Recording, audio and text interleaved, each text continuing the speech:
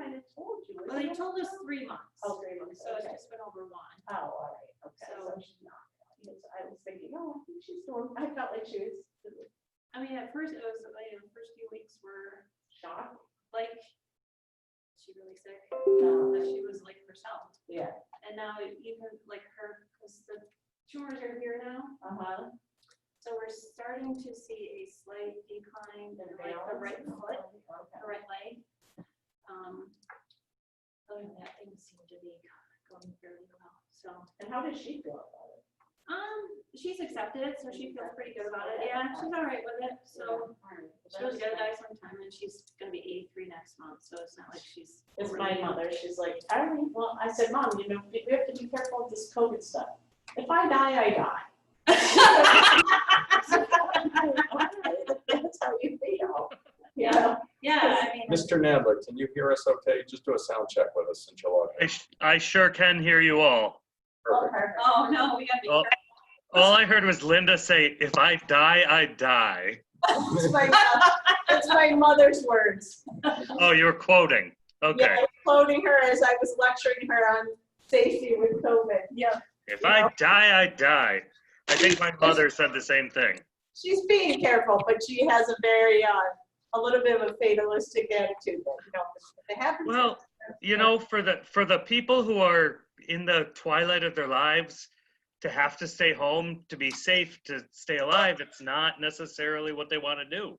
Yeah, I agree. I feel like it's very lonely for people who are older who don't have the same level of activity that they were accustomed to. Yeah, exactly. So I can see why she would say that. And at the time we were in Florida and we had her kind of locked in our house. We weren't really letting her. She was getting, it was really boring. Now that she's home, she's happier. Yeah, my mom too. There was one of these, Gene, that I noticed during the meeting the other day wouldn't work. I'm wondering if it's. Oh, here, let's see. Does this one work? Nope. This one's not working either. Wait, let's make sure it's on. Okay, let's see. All right, power on. Let's try Does this. this one work? Oh, that one Oh, the sound check works. That is very loud. Oh, we got it off. Sorry, Chris. I'll live. It was the one at the desk at the podium. It's giving the feedback. Check. All right, this one works. All right, let me try mine again. Does it work? Yep. Wait. Oh, yes. Yeah. I'm gonna you turn it gotta down give a little like bit. 2 seconds to. To warm up. Yeah. Yeah, no, I think it's good for you to check because I remember we had that screeching sound when everyone was. Check. I can hear you. Push the button. What you were saying is when you push the button, you have to give it a second. Check. Yeah, when you go to, yeah, you gotta give it a second. Yeah. Check.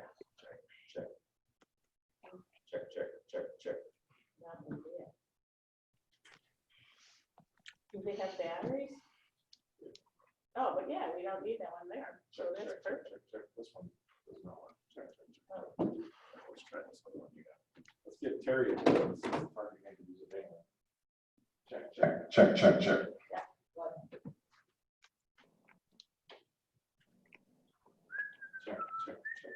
Check. And whose iPad 3? Check. Is that one of ours? No.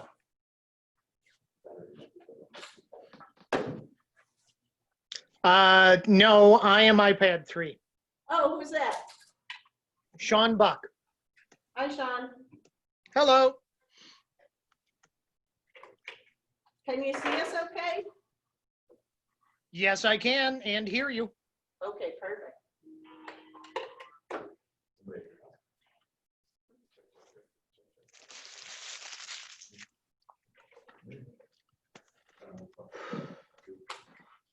So the next thing is you get them on Oh, my.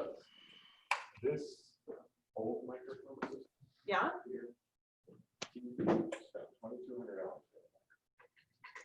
I hope he's on Amazon for $200. Oh, my goodness. Was it the old timer kind of thing, or what, or, you know, he's a professional videographer and things, so. So we actually reversed them in the regional court, and working on great report. Oh, he's forgetting on you side of it, that's a lot. Well, you know, it's funny, I did see Keith Petrie, not too long ago, it was like first day of his, sheriff, ride-along training, you know, he had graduated from the academy, and I had to ride along with somebody, and, I, you know, because we're former neighbors, the former neighbors were having a little, socially distanced kind of gathering on the street, and he stopped in, and then he and his deputy who he was with caught somebody going 55 miles an hour and a 35 right in front of, you know, a fresh drive, which was great. I was like, yes, because those people whiz by so fast. It's crazy. I mean, this morning there was this white dump truck that went by. It must have been going 60 miles an hour. I saw it from the house. And like a dump truck, it couldn't stop if it tried. No, yeah.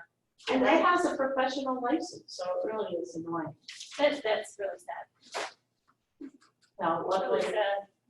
hopefully the sheriff can up the patrols. I was so excited because the deputy moved in 3 doors down. I thought, or he bought the place 3 doors down. I thought this will be great. Yeah. He rents it out like an Airbnb. So he's never there. He's not worried about the speed. No, oh, crazy.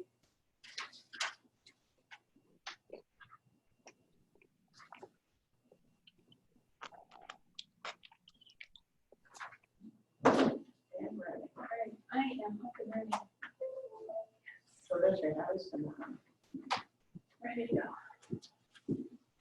Doug, what do you need me to do?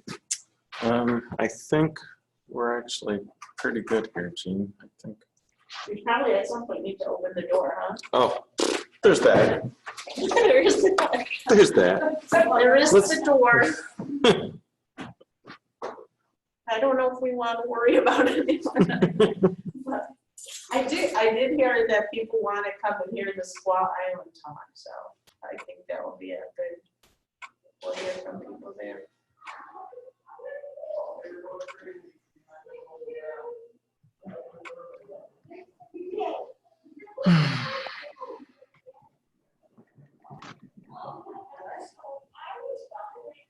An actual town board meeting. An actual meeting. Great. This side of third grade.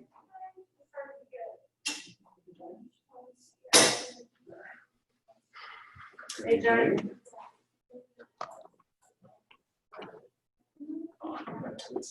Huh? I don't like having my back to the people. Maybe you should. Oh, I think so, yeah.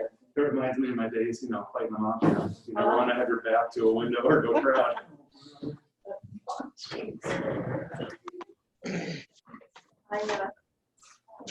I specifically came early.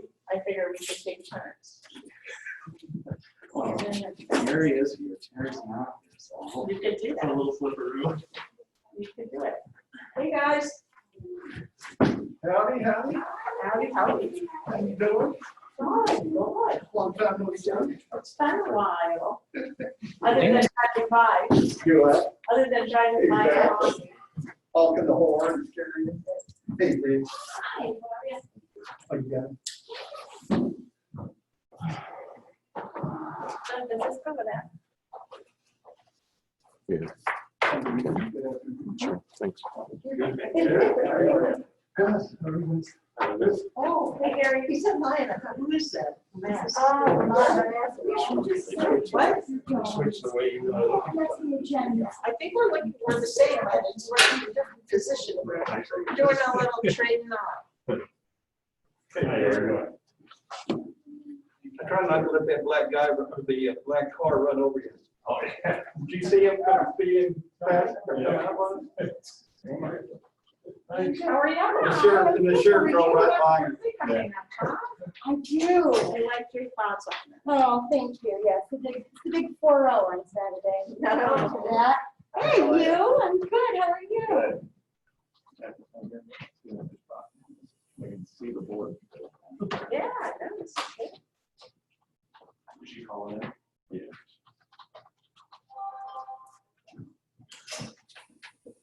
Oh, I was calling Tina. I'm like, oh, am I going to see you? She's going to call in. I'm like, what? I'll see you virtually. Okay. Somebody's phone looks just like the courtroom, but it's the courtroom. Oh, The one on the top right. It looks That's just- us. I know. Oh. Just like Oh. Just like us, but it is. Like Jared. We Wait set a that whole, we second. set their house up to look like that. So, I did, thank you. doesn't matter, though, does it? Here, you get one next to You know, no, I did a This is post, what I like, can be wearing when we go back to I school. feel like a lot of people don't $10 like a my piece. thought, but I'm just so thankful. I'm They just are- grateful It's today. suggested that they give us 5 a week. So we just follow those through one, but there's Come suggested 5 a on. week for teachers. So they would wear a different one every So day. we wear it different week. Yeah. And I figure there's so many people who aren't given, I think those are just you know, disposable. so. One per day. That's- Oh, yeah, the engineering department, they're sewers. I haven't done- But I don't, but I'm not an engineer, so, okay, yeah.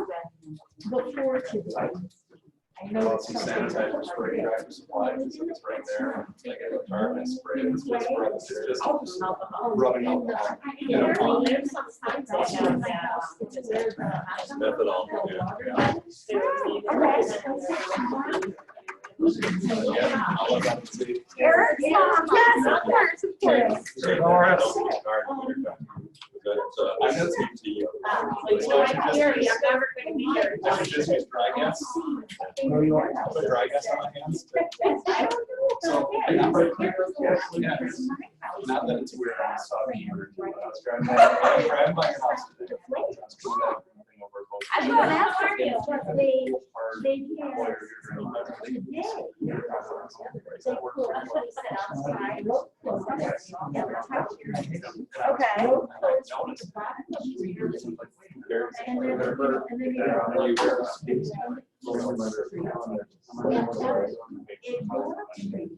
Yeah, if you can email them, that'd be great.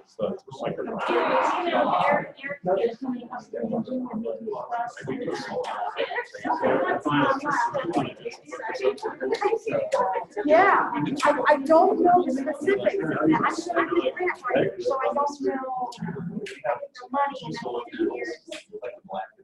No, I don't. It's not behind you, no. I know. Well, I don't know. Right.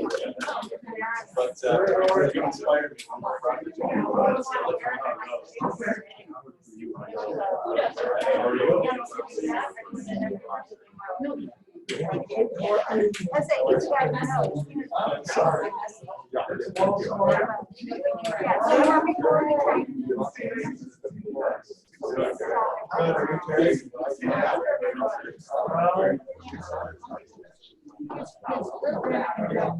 Yeah.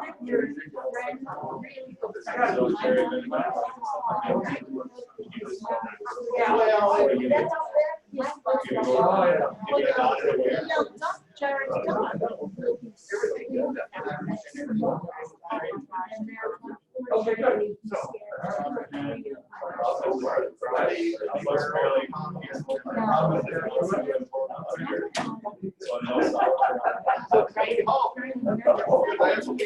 Sounds like there's a lot of.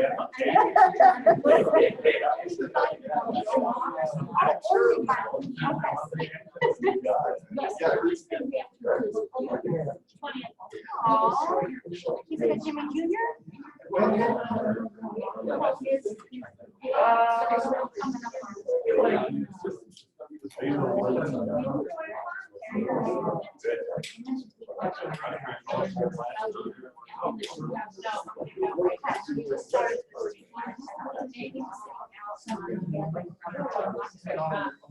It was a little. No, but- I don't feel like the word got out as much.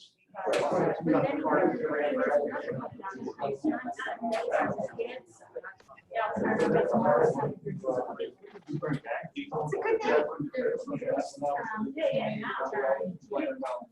Seriously. It's unbelievable. Unbelievable. Wow. That was okay. That's wrong. You should be waiting by But it's not.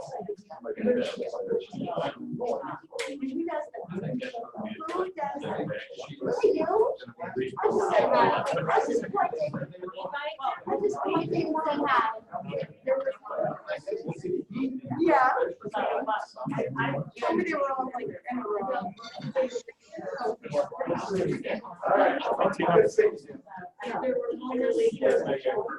That's out of control. No, that is a good cat. Yeah, I was hi to Tina. She looked, she turned away. Hey, guys. Hi, Tina! Hi, Emily. If they're on, like the only seat, so the camera's there. There's only seats right there. I just want to say hi to. No, but I see a couple of people that I know. Margaret said as soon as she got home from college, she'd probably run over. Yeah, the camera's here, Yeah, I see that. but it's only getting this to you. And So then you you have, have, yeah, so you want me to hear your. I just want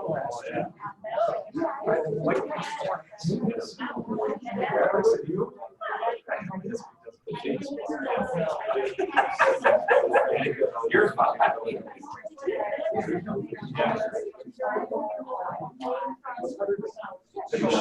Butter, nice section.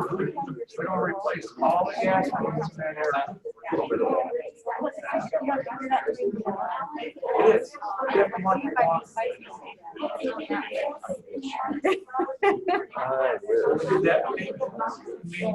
We did that. So like they called in. So they called in some addresses. We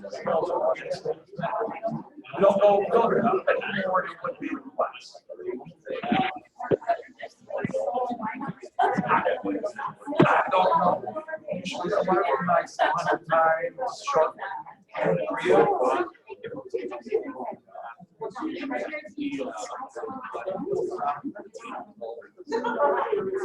Power?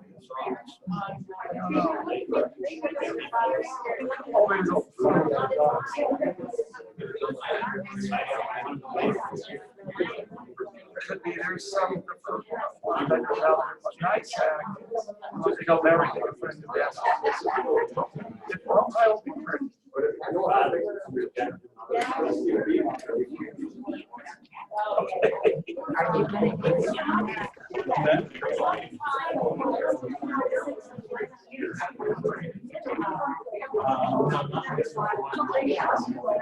I know.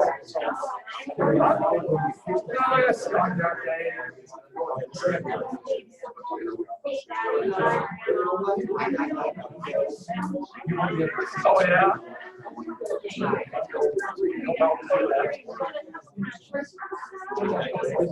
Yeah, I don't have a good answer for you on why it was taken out, but that your address might not have our address.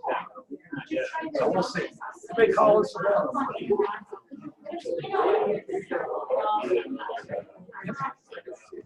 Understood, but again, we always take out water on the addresses. So if the address is doesn't mean it's not like it does, they might call us. Give it time.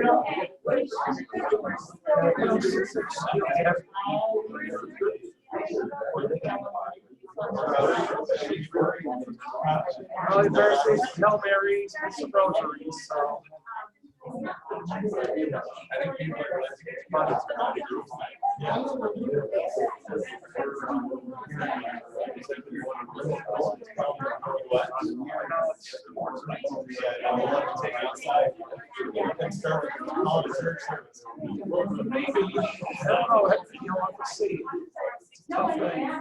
Why don't we say in the area?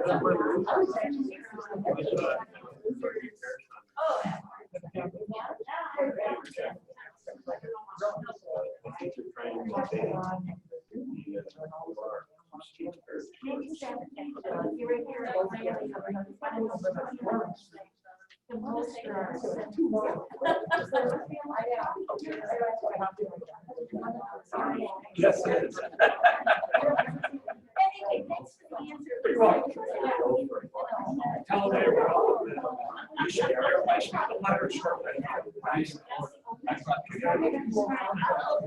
Okay. Sounds good.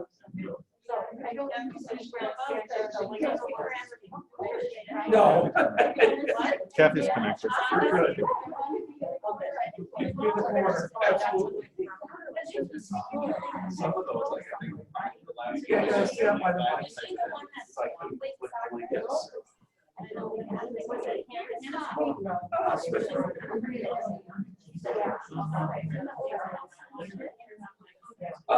She's on the house here. Yeah, I got more. She's on hospital.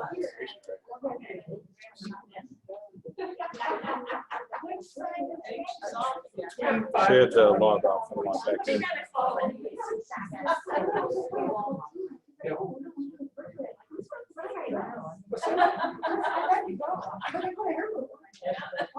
I bought years ago. You know, those things. Do you guys?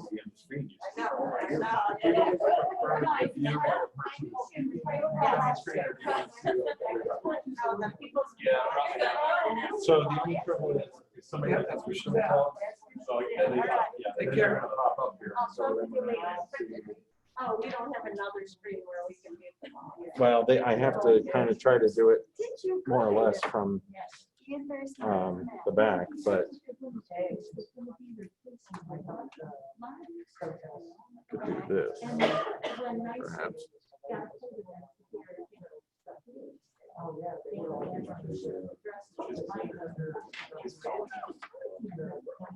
Hey guys, my video is not working. This is Kathy. I'm gonna run upstairs and get my iPad. 2 seconds, I'll be back. That's all right. So, give me 2 seconds. Are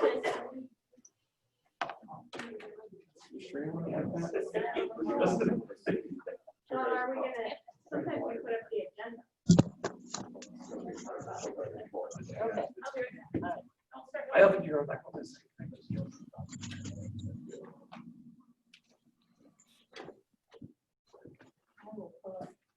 What's the spread out look like? Let's Look see. like the thumbnail of everybody. I'm just curious, I'm just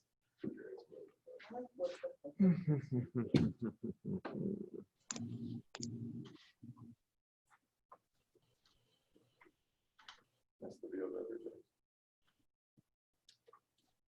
Well, then it just brings a person up. That's fine. That works. Then it highlights them if they make a noise. That's okay. I'm- Kind of prioritize. I couldn't see this. That's already a birthday. Don't pressure one. Yeah. Nearly 40. Don't pressure one. So no, we don't like. Exactly.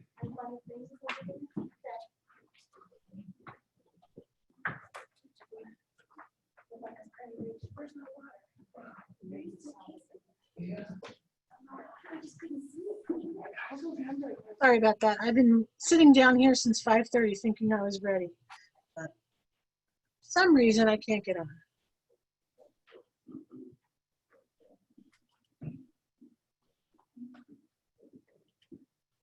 Kathy, we can hear you okay. Let's just go ahead and Yeah, start up. go ahead and get started. Please remind everybody to go to the podium to speak though, so that the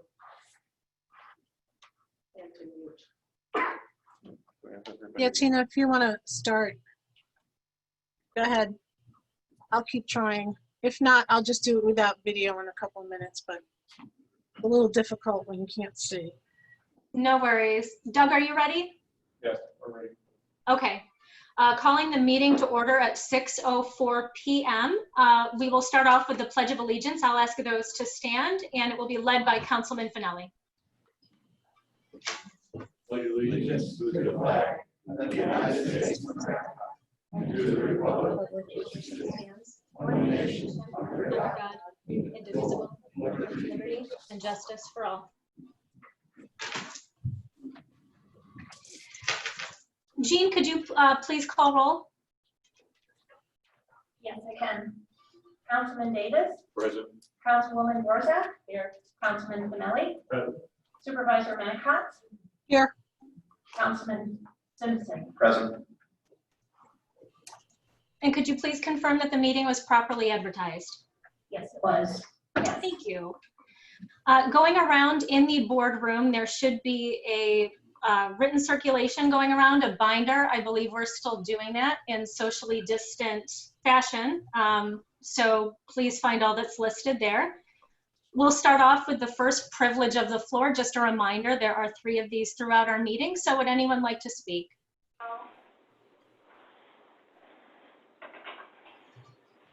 Okay. According to the agenda, there's no priority business. Doug, is that still the case? Correct. Okay. Moving to our first presentation, which is of Squaw Island, the New York State Department of Conservation, Fish and Wildlife Management, located in Canandaigua. I see Mr. Edward Randolph as well with a request to rename Squaw Island. Is he our first presenter? Mr. Randolph, I don't believe was able to join us at last minute. He is providing some written comments that he is providing to us, requesting. He's the one that made this change. I was just checking. I don't know if the E is Edward or Unless it's not. on the line. Mr. Randolph, are you with us?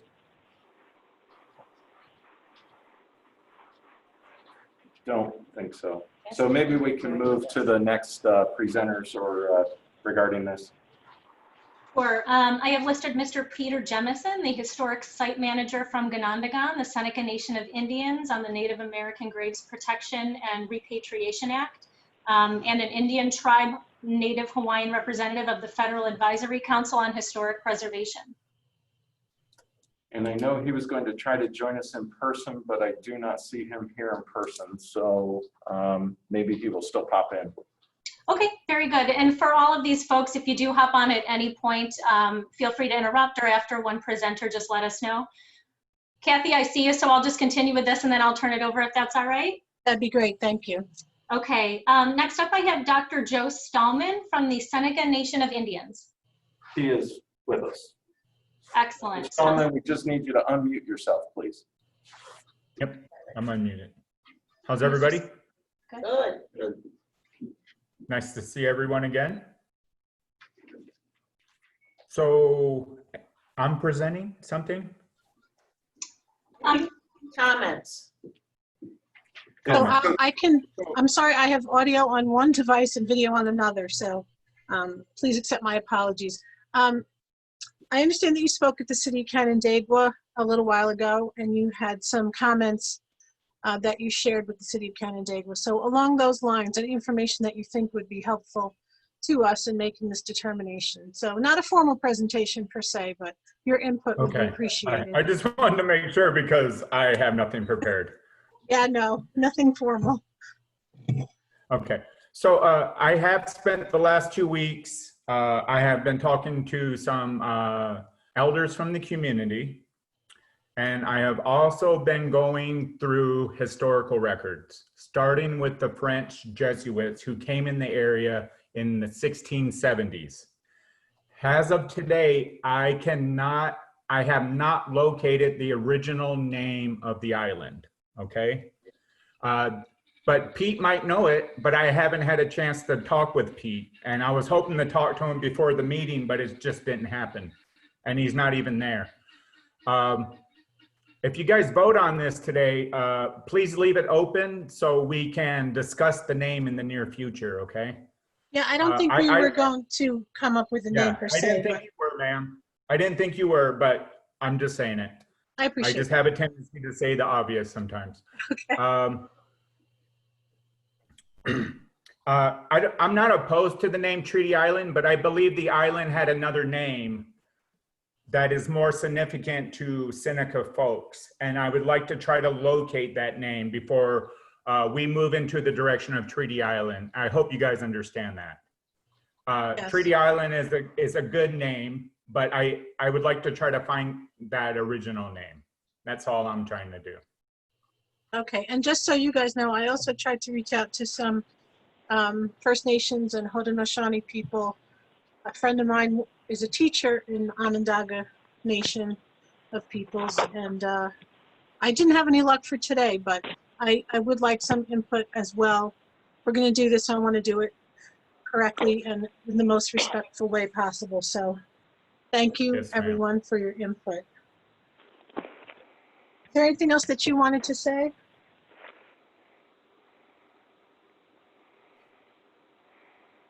All right. Do we have anyone else here for this? Dr. Stallman? Ma'am? I don't know if other people were having trouble getting on, and I apologize for the camera angle because now I have this lovely iPad below me. So, Dr. Witt, are you available? Yes, I'm here. Okay, would you like to speak on this topic? Basically, I'll share what I shared at the City of Canandaigua's board meeting, and that was DEC is supportive of a name change. However, we can only change the administrative name of our unit, our management area, and not the geographic name of the island itself. That name change would have to go through the USGS, and we would be willing, the commissioner has indicated that he's willing to sign a letter in support of a name change, and that we would also then change the administrative name for our purposes. But we would like to come to an agreement first on whatever name we would like to call this island first before we end up doing something internally to DEC, because we don't want to work in cross purposes to anything, and we don't want to confuse the public with different names or anything like that. Okay. Anyone else here to speak on this? All right, so I would like to make a suggestion that we continue this hearing. If I could, Can you hear me? I want to read Mr. Randolph's request that he emailed just for the record, if I could real quick. I'm sorry, I did not hear you, Doug. Mr. Randolph, I just want to read his request. He had sent an update here for us with him not being able to be here this evening, just for the record, not give this to Jean, but good afternoon. Unfortunately, a schedule conflicts with my work schedule. I will not be able to speak. I was unable to get it free. I'm providing a written statement, but please be shared with the town. I can run upstairs and grab it real quick. Good evening. The meeting all started with a simple question. Is it time to have a serious discussion on Squaw Island? This is the question I placed before our community. My goal was a simple one, to educate those of our community of the vile racist history that lives in our own backyard. Opponents to this name change will argue that preservation of this name is an important part of our history and tradition, that preserving this name will somehow do a service in teaching the bad so we may learn to not repeat it. Well, I'm here to say this name has done nothing of the sort. The community members I spoke to, I would estimate a vast majority had no knowledge of the history associated with the slur and were completely shocked to learn it. Keeping the name in place has not taught us to learn from our mistakes, but has in fact reinforced that the idea that the slur is acceptable. I'm not here to condemn ignorance. However, once you know the meaning of the word, what justification can you have in using it? Society condemns racist language as stupid, disrespectful, cruel, and downright evil. So when people leave here defending the use of that language, what does that say about them? People have the sheer gall to claim that this must be preserved from the idea of tradition. Tradition says the African American people would still be in chains, that women wouldn't have the right to vote. Tradition says we force the children of Native Americans into classrooms to destroy their culture. Like these, we must change to do it better. The time for discussion is over. It's time for action. The changing of this name is insignificant. There are thousands of locations across this country that preserve this word. It will not fix the wrongs of the past. It will not change the pain the Native American community has suffered. What is significant is how we can show we've learned. We're likely to never know why they chose to name the island as it is, as it's true for countless landmarks. The fact that we do not know is likely the byproduct of the fact they did not care to put much thought in naming it. They certainly did not care to ask the Native American community. You can now make that difference. You are now in the unique position to determine if you're willing to listen. If you're willing to listen, then you must be willing to learn. Thank you, Edward Randolph. And I'll share this with Jean. Thank you, Doug. I would just like to propose that we continue the hearing so that we can hear from people that were scheduled to speak. So I don't know if anyone else, I'll make that motion. I don't know if anybody wants to second it. Kathy, are you thinking that you would hear from the people who have come in today? Because we have a big group in the audience today. I'm sorry, say that one more time. I said, are you thinking that you would hear from the people who are here today who would like to speak, maybe because we have a big group that came out into the room today? Of course, sure. So what we can do is, I don't know if you want to suggest to hear from those people now, or if we want to do that at the next privilege of the floor. Well, I think now, because we're in the public hearing. Okay. I thought no one else was there when I was asking, does anyone else want to be heard? So, absolutely. Oh, the public hearing is below? Just push it in front of you, pretty good, please. Oh. Sorry.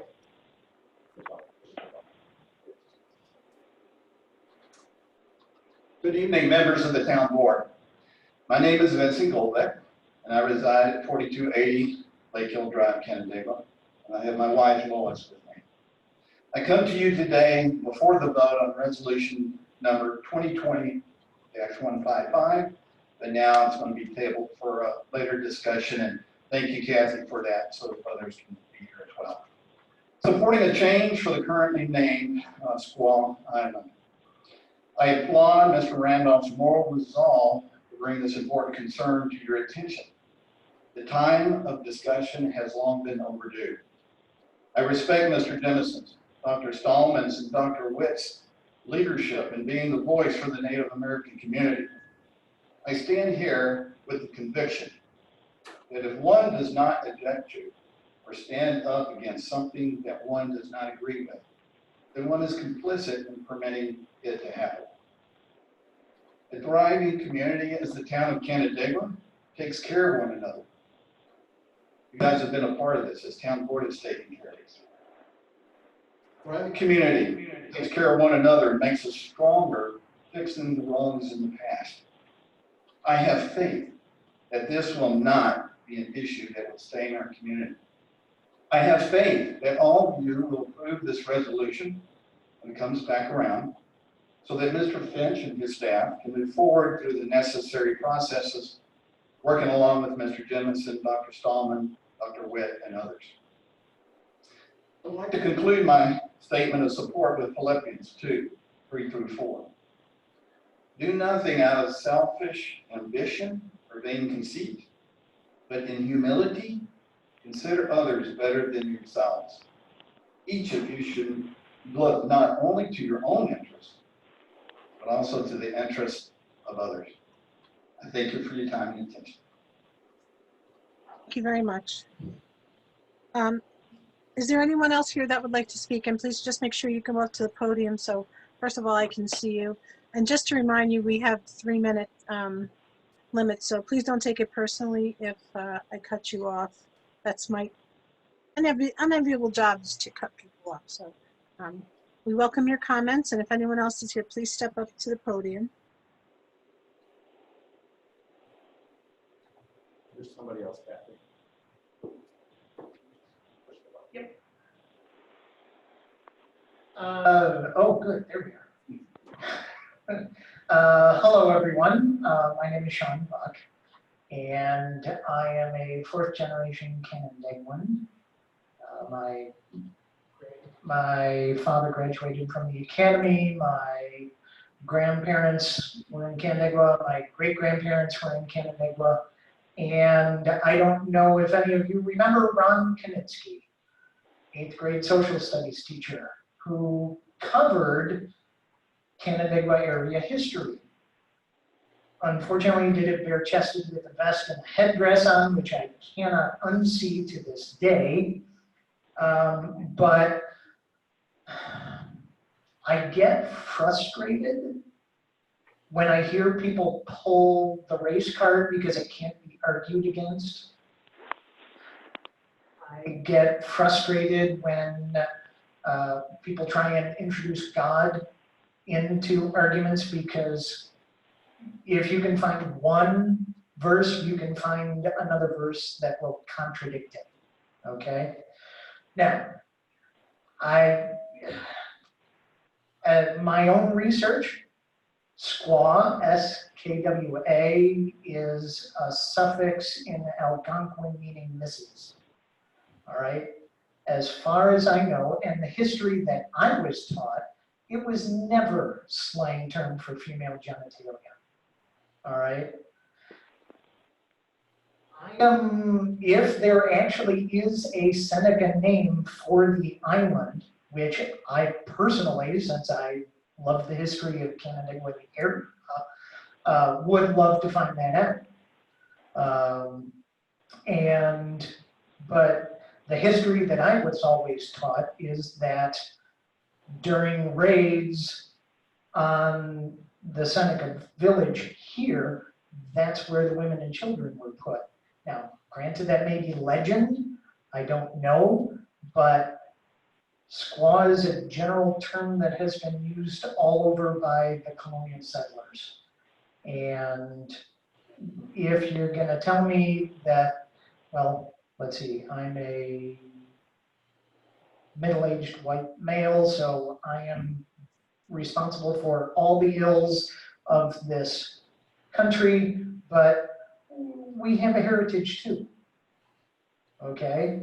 I don't believe you will ever find in anybody's history that that island was named Squaw Island out of hatred for the Seneca tribe that was here, okay?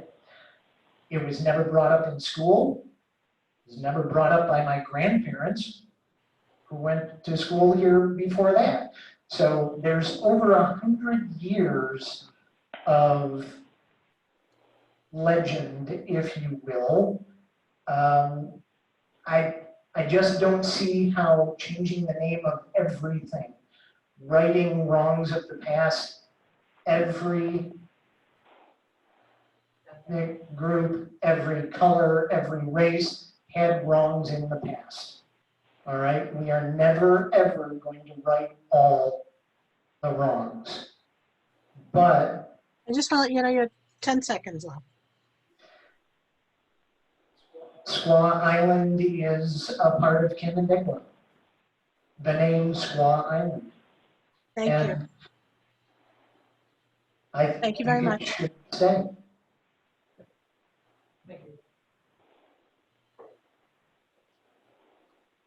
Is there anyone else there that wishes to speak? I would like to speak, please. I'm on Zoom meeting. Okay. Hi, my name is Laura Bowman. My family resides on Goodale Road. We've been members of this community for 20 plus years now. Our children have gone to school here. I believe in the early 2000s, the school worked very well with the local Seneca tribe when issues were raised around the mascot grave. And together, they decided to come up with the wampum belt logo, which is, again, we know the Haudenosaunee Confederacy is what is a principle of our Constitution itself. And therefore, what I'm saying is the school bridged those gaps very well with the Native community.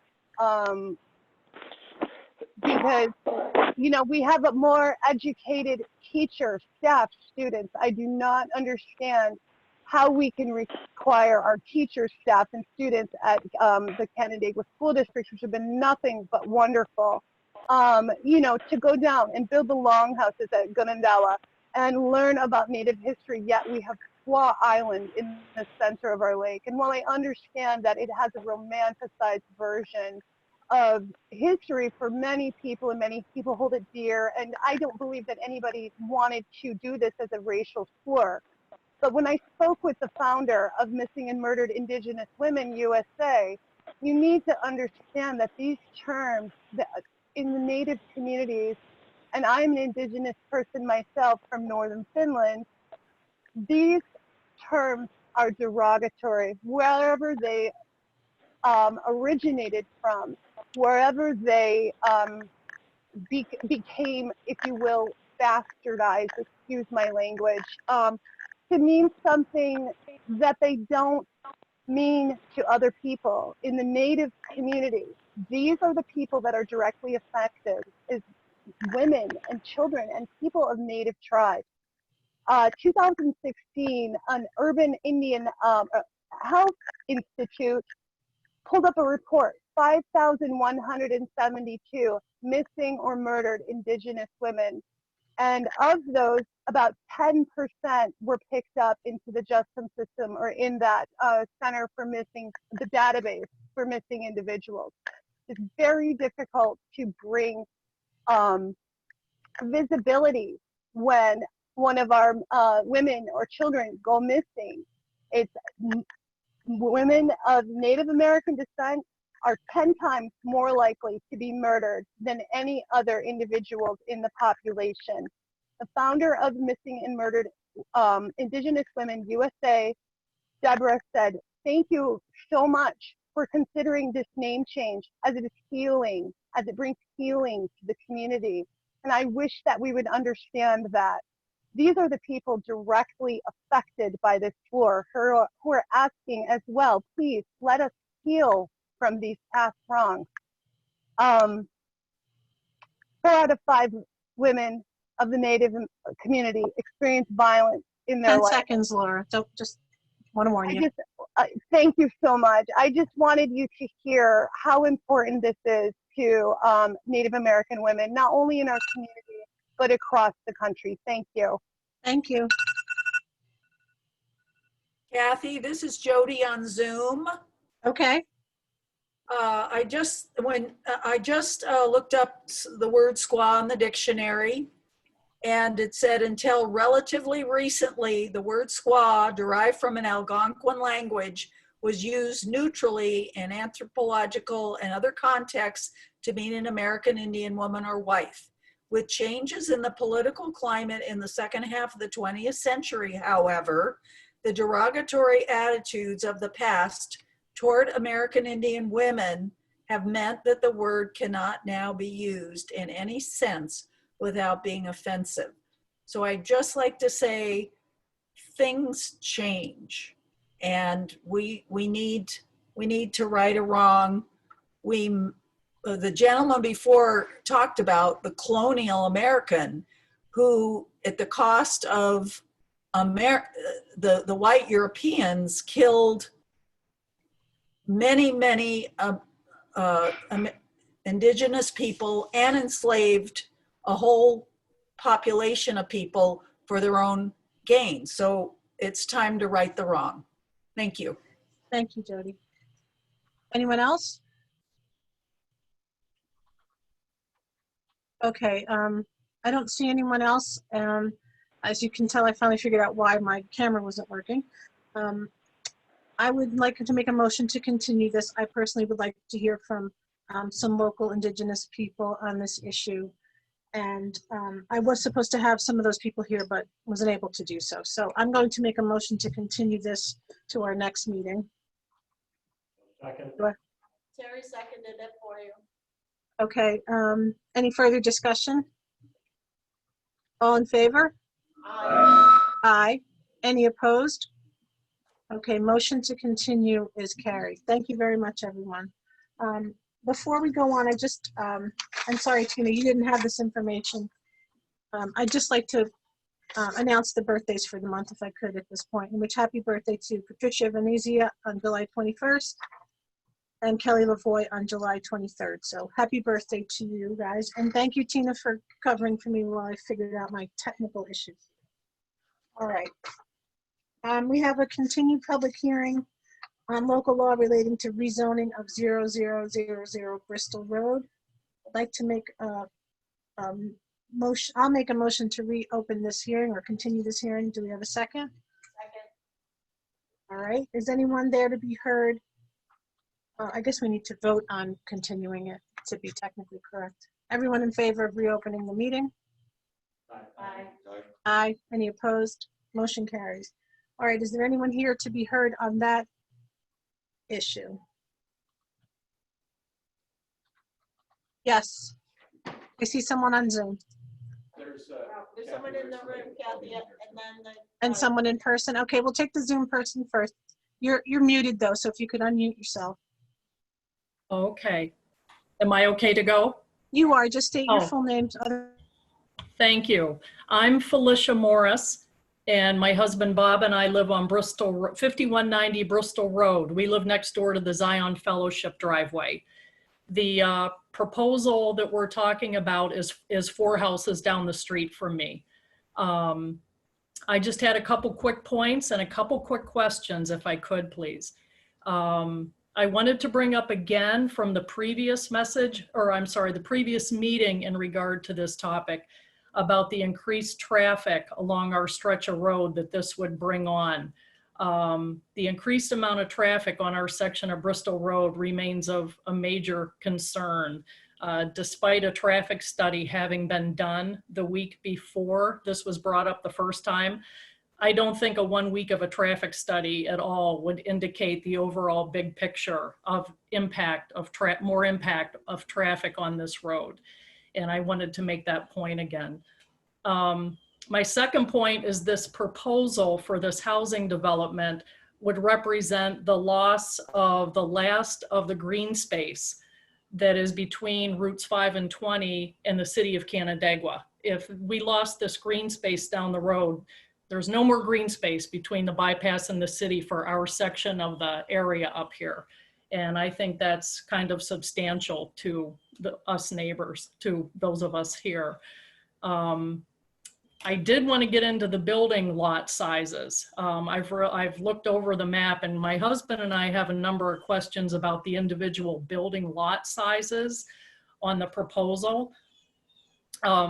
With my husband's lifelong excavating business, he's over several decades, he's worked on many, many homes in the town of Canandaigua.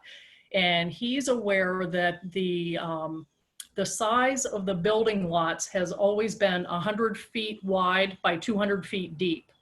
That's what he's always known as far as his excavating business for homes in the town. Our question in regard to that in this proposal would be, where else in the town of Canandaigua would there be lots of this size in this proposal? In other words, has there been a previous variance such as this one that they're proposing? And has it been approved for other single family dwellings of these building lot sizes? And if they do exist, where are they in the town now? If anybody can answer that. Well, this isn't, I mean, I'm no expert in this, but and maybe Eric can chime in as well. This is already a zone, R120 has already been, it's not a new zoning, it's new zoning for there. Right, But okay. these lot sizes are not new. Eric, do you want to, or Doug, do you want to chime in on that? I can try to get an answer on like similar lot sizes throughout the town. It will just take me a minute to kind of query the tax parcels that we have. As far as like, I think part of the question was, you know, lot sizes being 100 feet wide by 100 in depth. This would, if it did go through, would go through as a conservation subdivision, and the code allows for dimensional requirements to be waived as part of a conservation subdivision, up to a certain amount, but it does not provide after you go through this process, what the minimum lot width, which might otherwise be, I think in the R120, it's either 100 or 125 feet. It doesn't provide a similar requirement for that lot width. In looking at the, I guess it'd be the building, the picture, the diagram is what I want to say, of the proposed 15 single family dwellings, 13 of the 15 are barely 1/4 of an acre large in lot size. And that is really small. And as one of our neighbors in the area put it the best way, he said they're shoehorning in too many homes on very small lots. Those are very small lots. And we're very concerned about literally it being shoehorned in that little tiny area back in there. And those are just very tiny lots, and we're very concerned about that. So if I could just jump in. So this is a request to change the zoning, and that's a proposal for the future. So the subdivision itself is not approved, correct? That's correct. So it's a request to change the zoning with an idea Okay, or how. So that would be a separate step. okay, thank Um, you. It Thank kind you. of provides us with a visual of where they want to go and why they want to go with that, but that would have to be approved separately. Okay. My other question would be in regard to the drawing. This is for 15 single-family dwellings. There's a rather large lot 16 in this, and the lot 16 is over 3 acres. Is there anything being proposed maybe down the road in regard to that 3 acres of land, which right now is lot number 16? That's another 3 acres, and we're concerned about what may happen with that down the road as well. So again, this is not doing the subdivision itself. Okay. I think that our different boards, environmental boards, things are looking for some open space and things like that, and to preserve some open space, and that was part of their recommendations. So if anyone has more knowledge on that, that's privy to those conversations, and you'd like to give some information on that. But that's, from my standpoint, again, the subdivision that was proposed is just that, a proposal. If the zoning is changed, that's what the developer would like to do. So then that would then go before the boards to determine whether that was, if I'm incorrect, right. Okay. If I'm incorrect, that would go before the planning board, et cetera. So okay. If I'm incorrect, let me know. Okay. That's right. All right. Okay. And then our just as to wrap it up, our last question would just be, would these very small building lot sizes start to become the norm now in the town of Canandaigua? And, you know, I know we don't have an answer for that now, but I just got to throw that out there because they never have been before. And we're just concerned about that in the town. We don't, you know, all the very small lots like that, they're just very small. So we don't want it shoehorned in like that is the point. Thank you very much. I appreciate your comments. Okay, thank you. All right, anyone else? I see someone standing at the podium, although it's hard for me to see here, so. Hi, I'm Linda Pauling, and I'm at 5163 Bristol Road. I'm gonna have to ask you to speak up and speak into the microphone if you don't mind. I'm Linda Pauling, and I live at 5163 Bristol Road in Canandaigua. We've lived there 48 years, and we have watched the street develop with the hammocks there, and we have really noticed a real increase in traffic, as Felicia mentioned too. The tractor trailer trucks are starting to use that road more than they had before. It is a major road that a lot of the ambulances are coming, just safety. I'm concerned about that. And then knowing that so many streets are from the hammocks and then this new one coming on our road, all this traffic. If you look over at Thompson Hospital, you see the parking lots are full. And a lot of that traffic comes on our road too. So I think we need to really be careful that we are very sensitive to people who live there and people who are traveling. I'm surprised there's not been more accidents because it is heavily traveled. My second point is this water situation. Where right now in our street road is part of the sixth place where we cannot water our lawns or whatever. I'm concerned that if we approve this and they start building there, are you going to have enough, you consider them able to use all that water? It's really been a concern of ours. Also, I have noticed that we've been walking through the hammocks lately, and there's a lot of springs there, a lot of water. And I'd be concerned that you look at the property, what is available there as far as drainage and what is going on there because of, I noticed there's going to be a pond almost on the road, and I was concerned about that. So I appreciate your concerns, and if you could just look into this, I appreciate it. Thank you. Thank you very much. Kathy, could I just Yes. Answer the one question that I wasn't able to earlier about the lot sizes similar to this?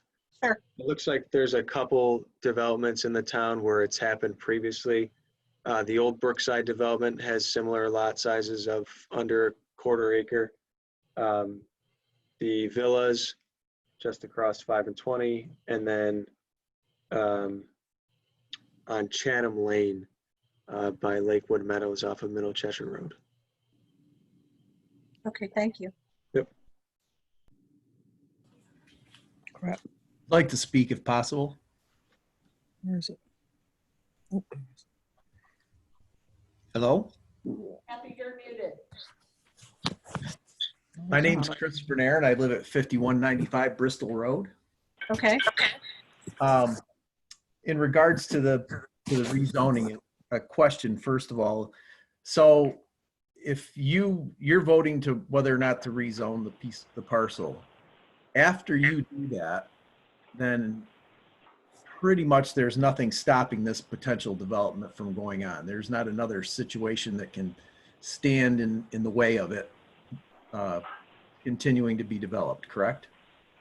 Well, it would have to go through planning and all the other boards, but we would not vote again. That is correct. Okay, I stand in opposition to it, and I would think that the town board would too. When you look at the size of, and I'm talking width of the lot, it doesn't speak of any kind of conservation to develop it in this way. I think it's a real twist on words to say it's a conservation. I can't remember what Doug called it last time we discussed this, but Subdivision.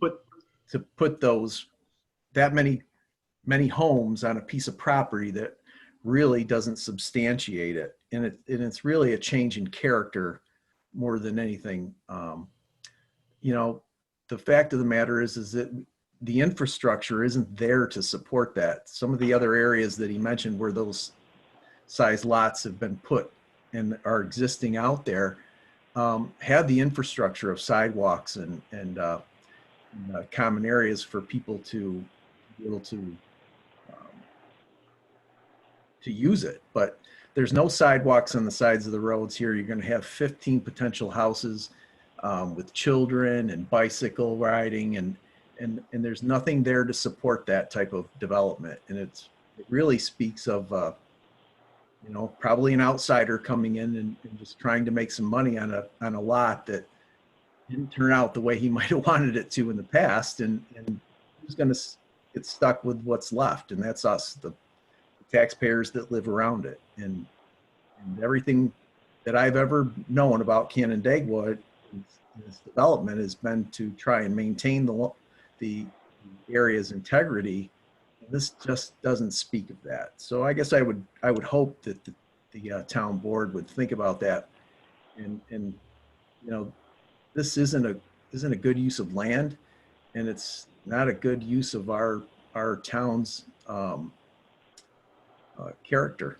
So Okay, thank you. thank you. Beth Thomas, I think you also had your hand up. Hi, thank you. I'm Beth Thomas. I live at 5166 Bristol Road, which would be right next to this development. I have, for all the time that we have lived here, which is over 20 years, 25 years, we bought this property because although we live close to the city, we live in the country. This would completely change the feel of the country. I feel like it's zoned to keep that country feel, and I feel like there should be a compelling reason to change that zoning. I don't know what that compelling reason would be. I'd like to just remind the board of a letter that I wrote at the last meeting that also includes my concern about water, especially a pond when there's little kids around. And I don't need to reiterate that. I feel like it was pretty well spelled out in my letter. So thank you very much for considering my opinions.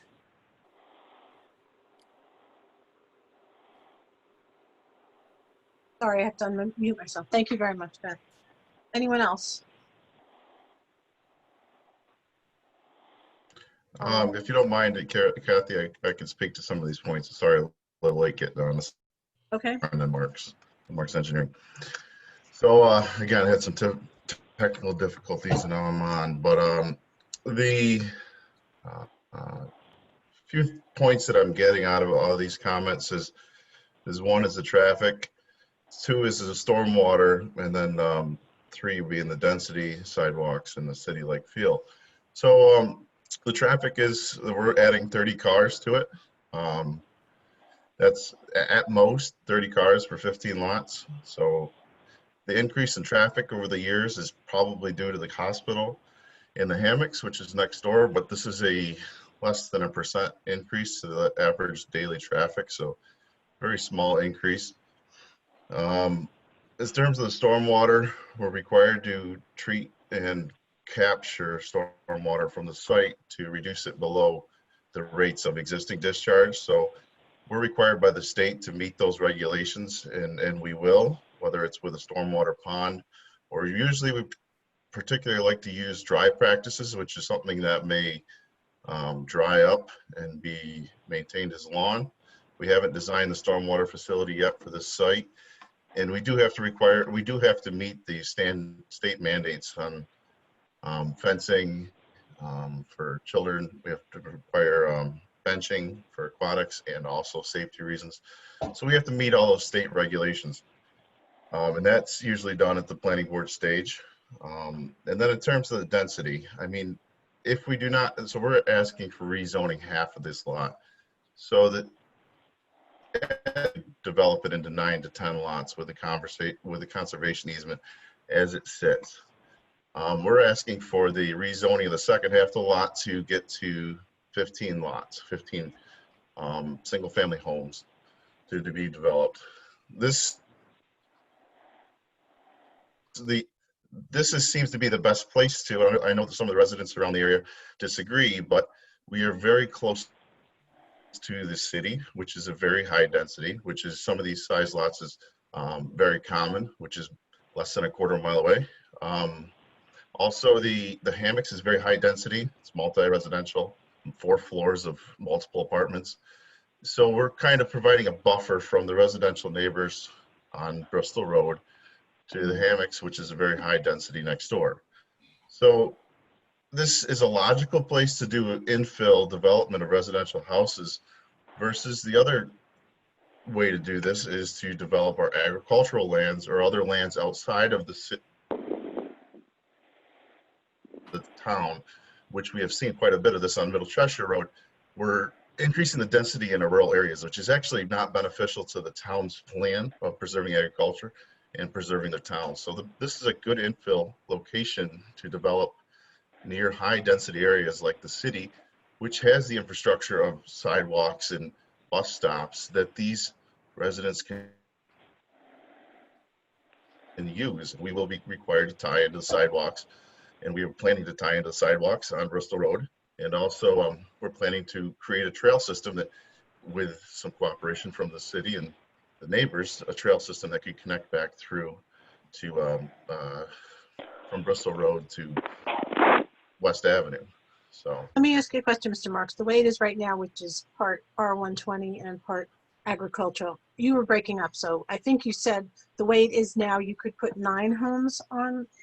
yes, So 9 you're to 10, depending on configurations with the conservation subdivision as allowed by the town zone. and you're asking for basically the agricultural portion to be changed so you can add more. Yeah, So that's the back portion.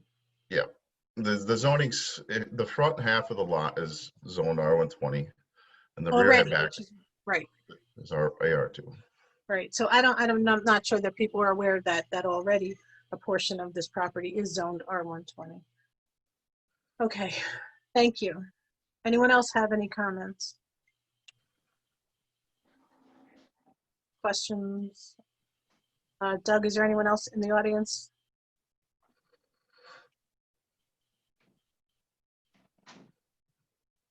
I think we have one, Kathy. Okay.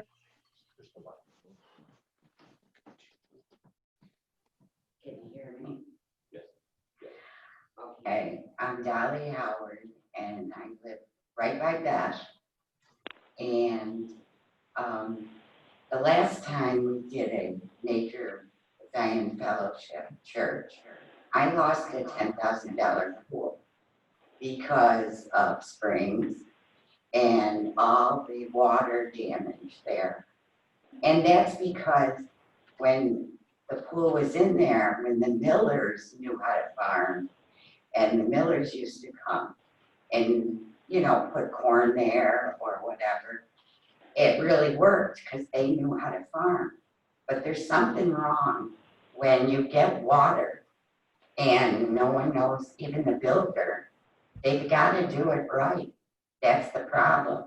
And I think somebody said it was supposed to be 15 homes that you wanted, and you said it was zoned for 7, which I'm all new to this.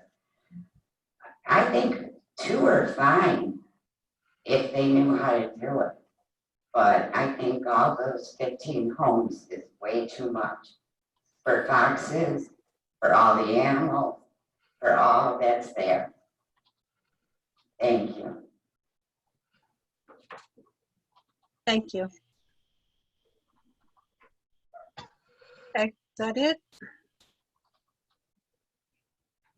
All right, seeing no hands, I'm going to, Doug, are you motioning to someone? Do you want to speak? Somebody else want to speak? Question? Do you want to speak? I think we have one more, Kathy. Okay. What are the size of the lots? Well, if you want to speak, address, you can come up and.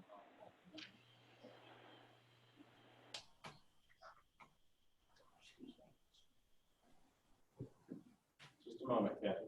Yep.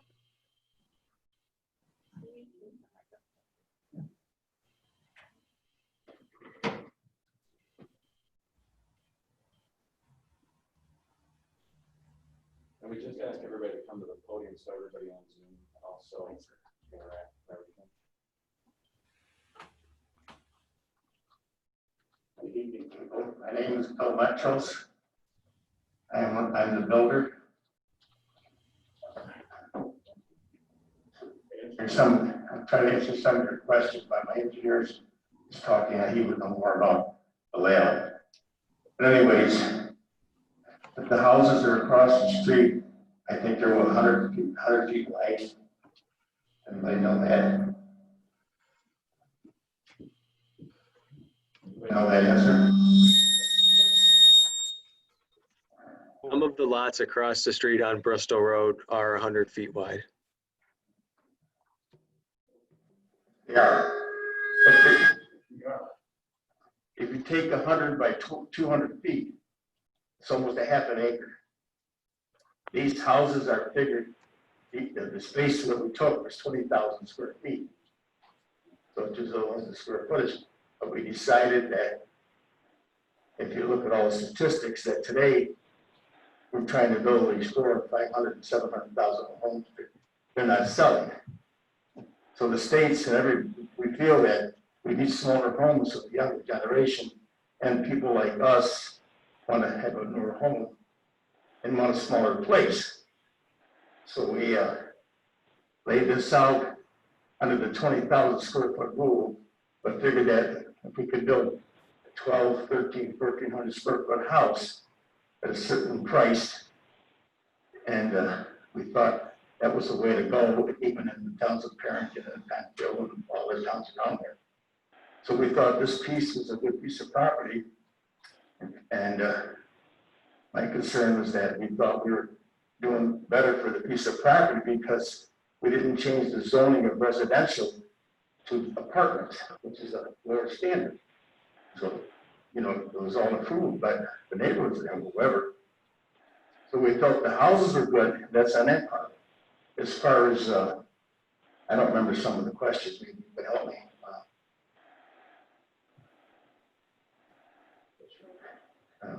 I have can I ask a question?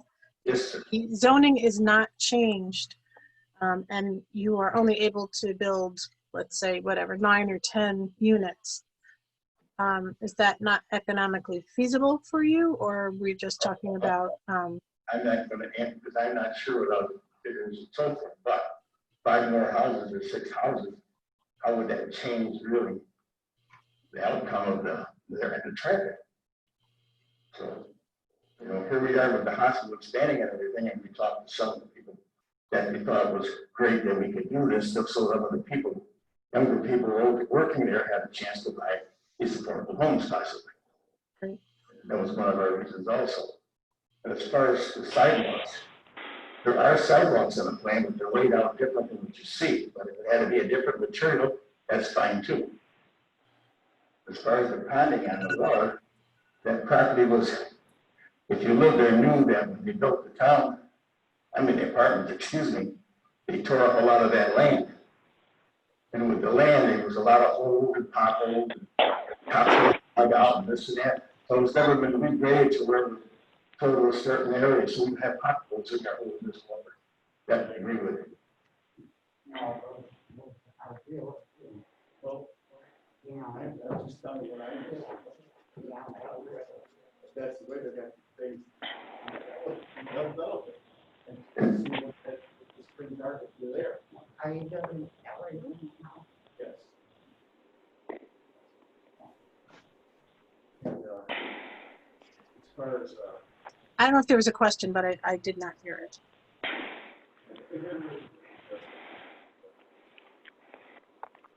All right. I think there's no more questions on that issue. Anyone else wish to be heard? All right, thank you.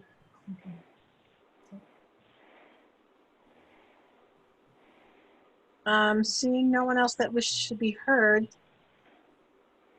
and I have a motion to close the hearing.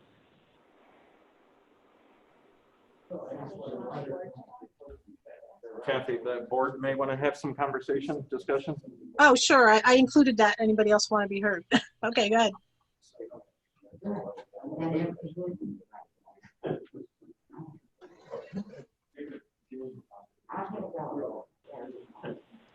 Thanks. Can I have a turn, Kathy? Sure, go ahead. Well, I remember last, talk a little softly. I remember last fall when we were putting together the budget for year 2020. One of the items that we included for this year was to revamp our conservation subdivision code. And because of the COVID, the epidemic and everything, we've had to cut quite a few different project programs, et cetera, in order to keep our budget in line with what our revenues are projected to be. So that conservation subdivision part of our code is really in need of a lot of work. Over the years, people, I think, have taken advantage of conservation subdivision in order to wedge things in that perhaps aren't really desirable. And my opinion, this project here, using a conservation subdivision and thus allowing a smaller lot size, is being used to, I think Felicia Morris said, shoehorn in, all these houses. I really don't agree with this at all. I won't be voting in favor of this resolution. I think it is too much in too small an area. Conservation subdivision really is, my experience when I was on the planning board, my years here on the town board, it's generally been used for a larger lot, or larger parcel of land, I should say, where there's some natural features that you want to preserve. So conservation subdivision has been allowed, which takes the housing, instead of spreading it over the whole parcel, and condenses it down into a portion, so the remainder is left. In this case, the remainder is going to be left 3 acres. It'll be totally out of sight from everybody other than whoever's living in house number 15. So it just seems to me that conservation subdivision in this case is being used as a wedge to shoehorn something in that, in my opinion, doesn't fit. So that's all I think. Thank you very much for your comments. Anyone else? Yes. Yes, Kathy, I have a question. I would wonder if Mr. Marks could explain what he feels the benefit to the town is of the conservation subdivision. I wasn't sure when he mentioned it, how it is beneficial, and if it's only what Terry says is the back 3 acres being left undeveloped, or which it would be if it was agricultural land anyway. So I wanted to understand that a little bit more so I make sure I have an informed decision. Mr. Marks, you want to be heard? Yeah, so the benefits of the conservation subdivision would be for exactly that, preserving the remaining 3 acres behind in the back of the property as green space, forever wild brush. Theoretically, someone could come through and develop West Ave into another Brookside Apartments or another larger subdivision, and our green space in this area of the town will be reduced. So this conservation subdivision, excuse me, will preserve that green space, which is beneficial to the ecosystem, the environment, the stormwater, water quality, and also the density of the town. So it's doing just exactly that. We are condensing the houses to the front of the lot in efforts to preserve the 3 acres of conservation or environment, which is just what the conservation subdivision code is promoting. So, Mr. Marks, is the part of the property that's zoned agricultural, is that more than 3 acres or less than 3 acres right now? Because as I understand it, because it's agricultural, that could be farmed, but it wouldn't be developed in the way it is today. So the parcel is approximately split into two equal zones. One is R120 and one is AR2. So it's a little bit more than 3 acres, but it's I would say right around 3 acres. Thank you. Thank you for the information. Thank you. Jared, did you have questions or comments? I have a couple questions.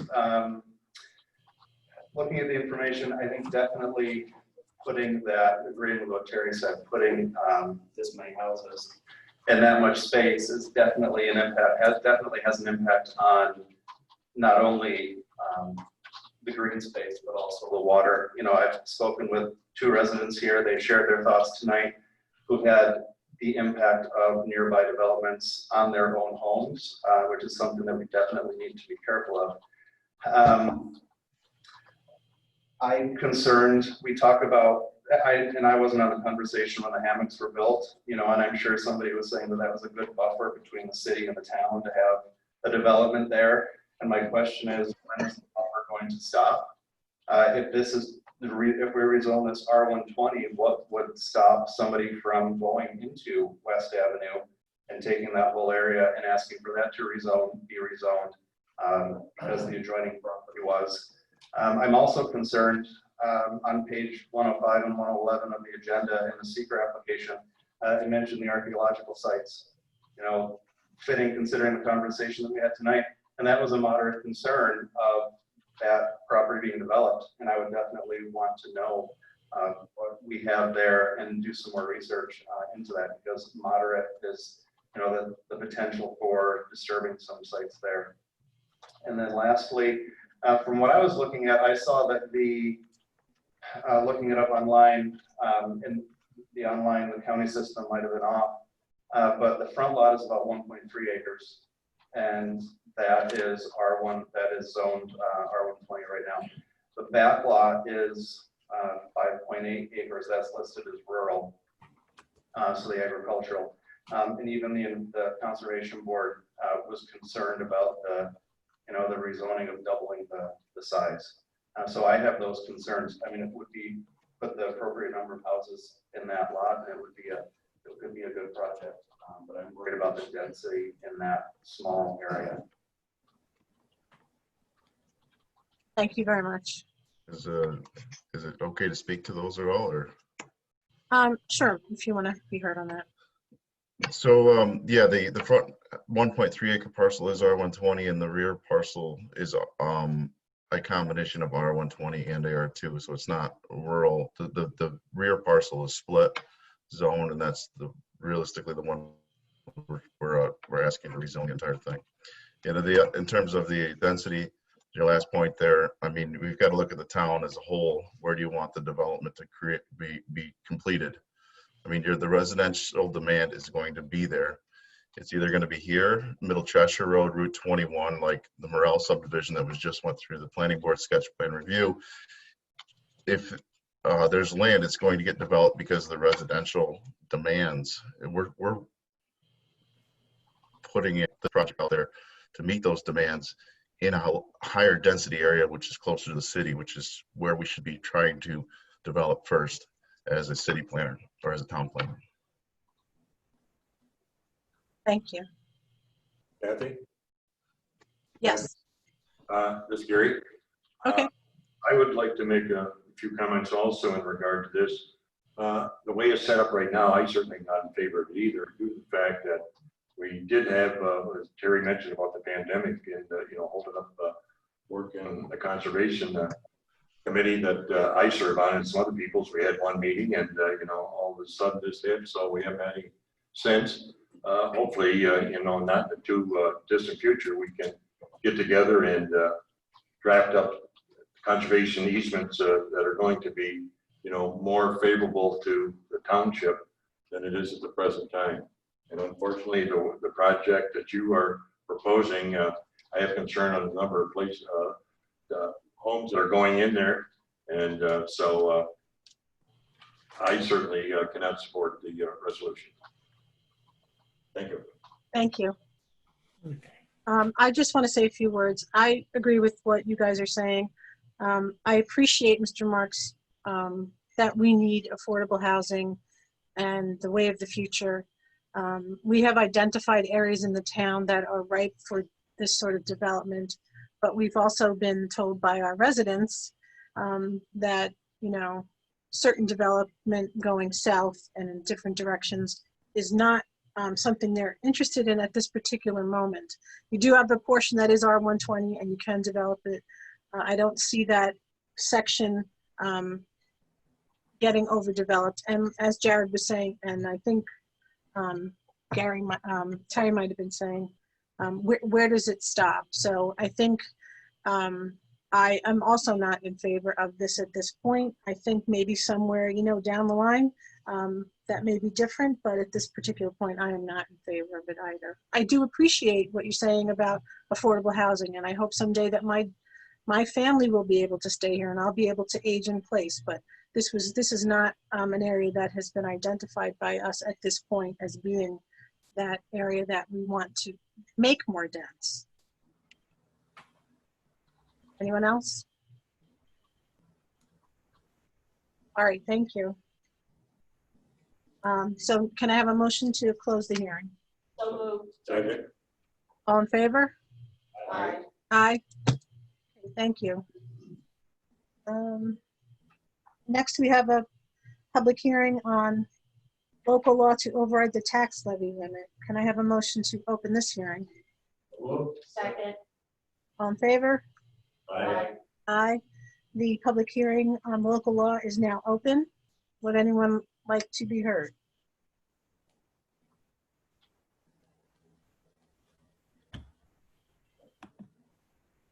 Doug, did you motion to someone or? I don't see anybody in the audience. All right. Seeing no hands, I don't know if anybody on the board would like to speak on this. All right. Can I have a motion to close the hearing? Second. All in favor?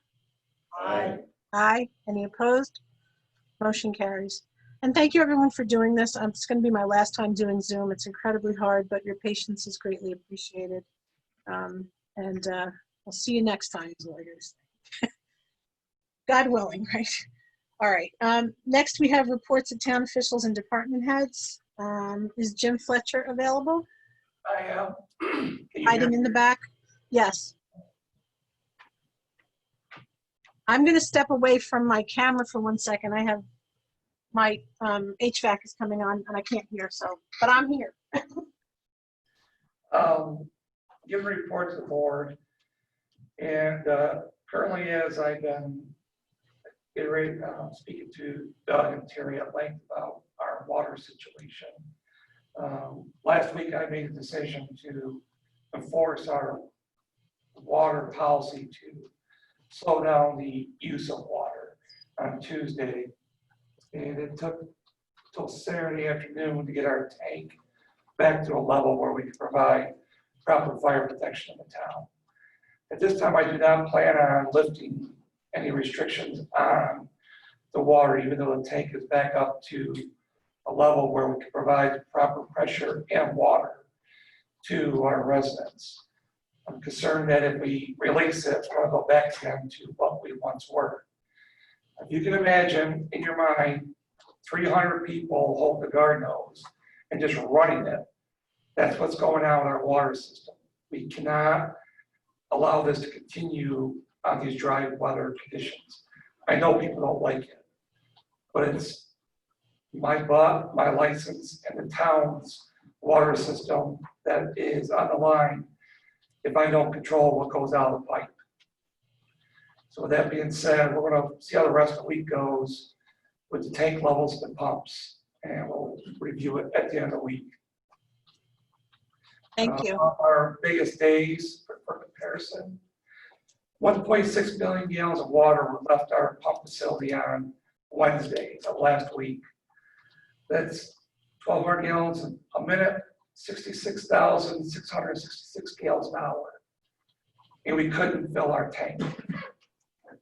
So what I've also done is every week now, just about every 8 days, we reread water meters to see who our large consumers are.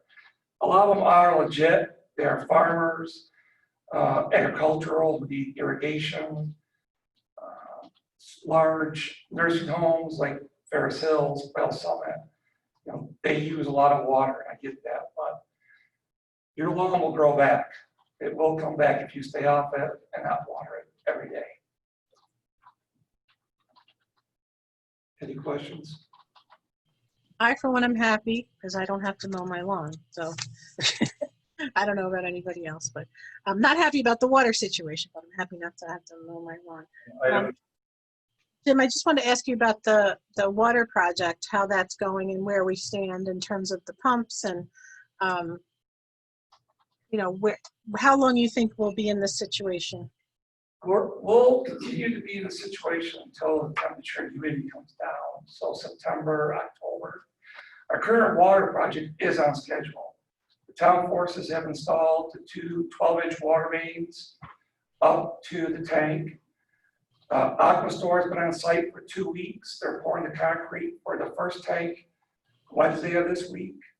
Materials for the tank are arriving this week. The 16-inch water main is just about 2/3 done. We are between Gary Davis's house and Rocco Benenzi's house right now with the water main. We'll probably be in the middle of Cheshire Road middle of next week, and we'll do the work on middle of Cheshire Road. Really the long lead time, Kathy, and the town board, will be the pumps that are coming from Texas that have been built to order. They won't be here until sometime in November. Okay, thank you. And Jim, on item 4, underwater, what would, you know, we're in the first stage of a drought condition. What could that mean for us, you know, and your ability to control things? I mean, can the state put a restriction? The state could put out a restriction, but it really comes down to getting the water out of our pumps to the system. There's water in the lake that can be drawn. It's not a shortage of water. It simply comes down to the mechanics of our pumps. They're 20 years old. They were never meant to both run at the same time, nor at 1,200 gallons a minute. So if one of them happens to go south, we're all going to be in trouble. So unless we have to depend on 2 pumps running every day for 3 weeks at a time, the better for everyone.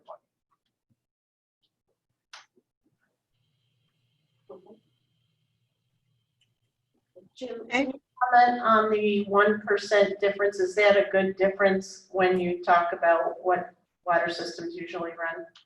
It's an excellent percentage for the town of Canandaigua because less than 1% of our water we purchased was not purchased by a water meter. Now I know I currently have a leak in half the drawer we're gonna fix because it's called a quick tap. But that is, long story short, because they use steel bands to attach the tap to the water main. The water main has been in the ground for 50 years. They begin to rot off and fail. So we have unaccounted for water just due to leaks in the system that are not huge, but we can't account for where it went. And those are some of the issues we have. Thank you. Okay. Anyone else? All right, Pam, I don't know if you're there. Yes, I'm here. Would you like to give a report? I have submitted my report. I have no additional comments. Okay, thank you. I don't know, town historian, anyone there? Technically, Kathy, the position of town historian, as everybody knows, is vacant now. This is the first town board meeting that we've had since July 1st, so that's now vacant. We have our history team that is filling in for that temporarily. The town supervisor actually gets to appoint the town historian under New York state law. And I think that the town history team wants to maybe make some recommendations as we go through the rest of the year in preparation, maybe for the beginning of next year. But as of right now, anyway, that position is vacant. And we have talked to Ray many times, and you know, we've talked about maybe doing something to thank him for his service a little bit later this year, hopefully after things settle down a little bit with the situation. Okay, thank you. Jean? Town clerk? Hi, Kathy. Hi, everybody. My report was submitted. I have nothing further to add. Is there any questions? Yes. Jean, I was wondering if the ability to pay the water bill is being extended to people who want to pay through their bank account, or is it only credit card or e-bill? People can pay their water bill through their bank account. We get numerous checks every day from banks, so that's already being done. Is that what you're asking? Or are you? No, I know sometimes you can put your bank account number in and it's scooped out by the vendor. Oh, that's ACH. Okay. We have over 400 people that are doing that already. Okay, so we can. Yeah, absolutely. They just need to, there's an authorization form that is, they can get from my office or from the town's website. So we need that original form along with a voided check or a letter from their bank, just in case, because some people don't have checks anymore. So we just need those original documents and we can get them signed up. So yes, you're welcome. Okay, thank you, Jean. Eric? Hi, I submitted my report, just kind of laying out the permits and busy planning and zoning month for us. If you guys have any questions, let me know. No questions? All right, Doug. I submitted my report. You have that. You also have the updated information. We did release the sold a $1.5 million bond anticipation note for net interest costs of 0.71 this past Thursday, which is just an incredibly great rate, which was fantastic. We had 6 different banks compete on it, including 2 of our local banks, but we went with a firm that provided us with the lowest possible rate. Was not a local bank. Couple of other things just real quickly. The parks are getting heavy use, as you might imagine. And I have to just give a shout out to Samantha Pierce. She is in constant communication with me, and I was telling Linda right before the meeting started, I think Sam and I talked 8 times on Sunday, and we talked multiple times on Saturday, including Saturday afternoon about 5, 6 o'clock. I sent out a text message, a group text to all of our staff saying, hey, is anybody near or not? Do we need help for a second? And so staff is quick and great to jump in and help out. Unfortunately, I can tell you that just about 20 minutes ago, we had an injury at Ananda where someone fell and got hurt pretty bad. Ambulance is on the scene now, so our best wishes to them. But the parks are experiencing heavy use, especially Ananda Park. And Butler Road also, but Ananda Park in particular. Just one other thing, Councilman Simpson sent me an email this afternoon asking about my report from March with the quote that I provided for the supervisor's office. There were 3 quotes that I provided then. That was back at the start of COVID. There were a couple of different options. Option number 1, installing a glass wall with a limited petition at the entrance for $3,600. Second option, installing a glass wall with a glass sliding window for $1,150. And third option, I believe, of $2,200 for installation of a partial wall with a single pane sliding window. Obviously, the board, you can give me direction on whatever you want to do. The one thing that I would say is you certainly have that option. We could look at something at that front office area. However, I would also say that due to the COVID situation, there's a whole lot of changes we need to start thinking about. And even as we look at next year's budget, obviously even the setup of this room and working with the judges, and you see the changes that we've had to make here that was required by the 7th Judicial District. I think there's also some reorganization inside the building itself that needs to happen, and we've also had to start making some adjustments where I can tell you, I even have some of my staff working remotely, so I don't have so many people on top of each other at the time. So I think, you certainly, if you want to have me spend the money to enclose that front window, that's up to the town board. We do have some money in contingency, but the other thing is I think there's maybe some other changes that we can also make and think about, maybe some options. I just want to add, one of the reasons doing that was, that office is open still, so if it's going to be closed, and then other like with the partitions at the clerk's office and other places as well, when the historian was there or supervisor was there working in her office and somebody were to come up, other places have that partition, but that one doesn't. So that's another one of the concerns, as long as we can, for privacy and confidentiality, but also for safety, as we're going to have to continue with that. So if that can be on the docket for other things and included in a larger thing, larger structuring, I think that would be great. Yeah, I think things are kind of too up in the air now to make a specific decision on that. I certainly can be available to anyone by Zoom myself. I haven't been at that front area because of that, very reason. There's no protection, and I don't want to sit there with a mask on all day in case someone comes in unmasked, nor do I want to be the mask police. It'd be the first line of that. So I'm managing fine where I am. I do, I think we can continue the conversation. Thank you for looking into all that. But I, for one, think we have to see how things play out before we go to all that. We may need that space for something else, or we may decide down the line, hopefully in a couple of months, what we can do. But that's my feeling on it. If no one else has anything on that, we can. Doug, do you have anything else? Unless there is any question. No.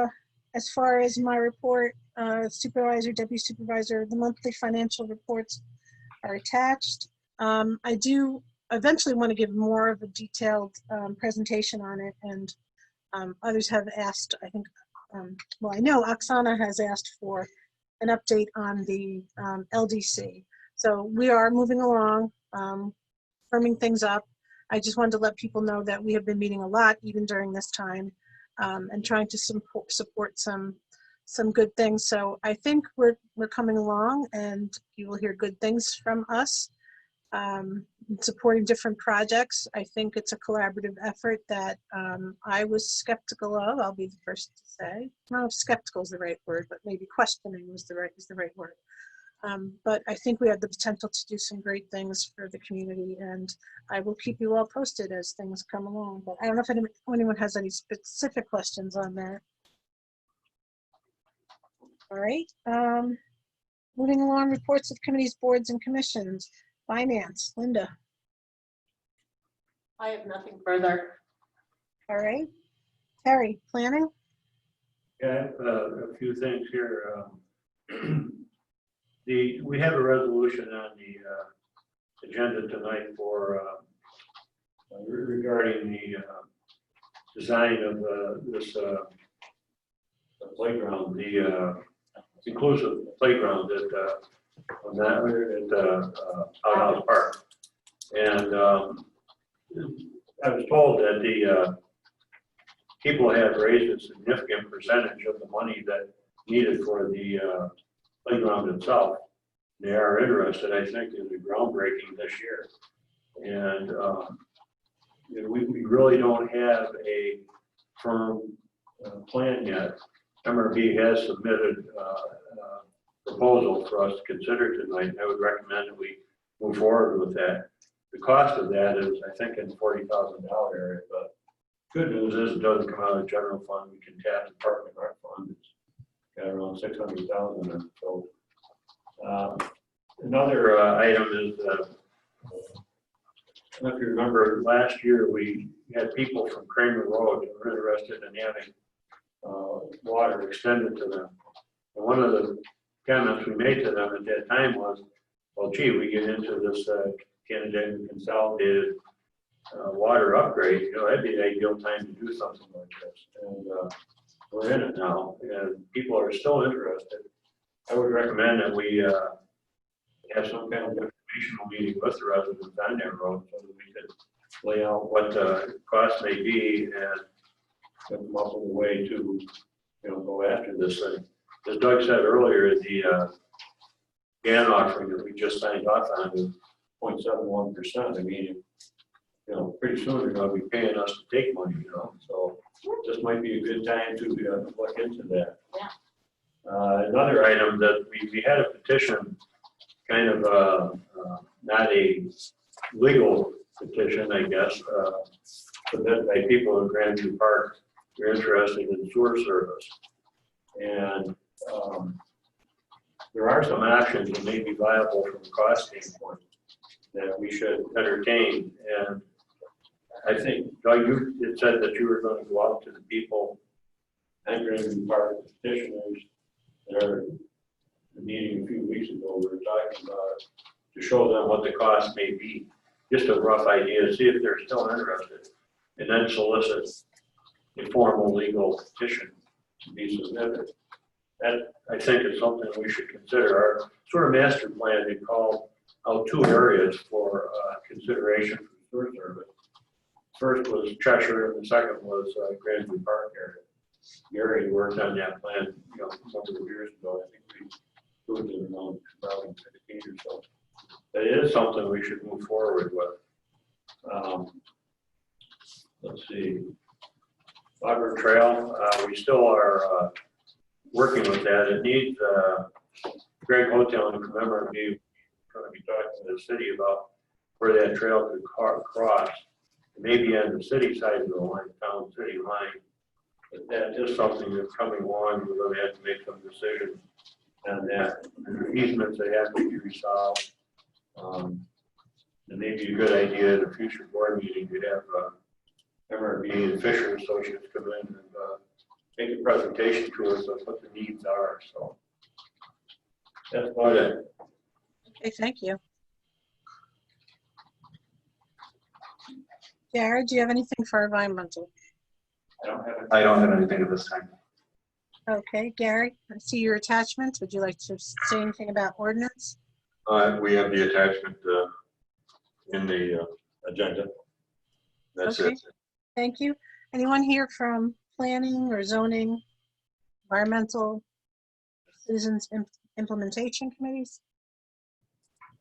Okay, seeing no hands or hearing no voices.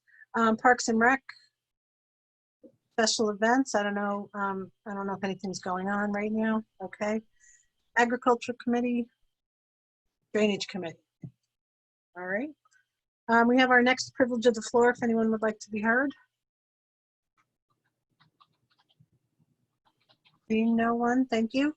We'll move on to the resolutions. Resolution number 2020-086, seek a resolution designating the town board as lead agency, determination of environmental non-significance, and adoption of a map amendment to rezone 0000 Bristol Road. So moved. Second. All in favor? All opposed signify by stating no. No. No. 5 noes, the motion does not carry.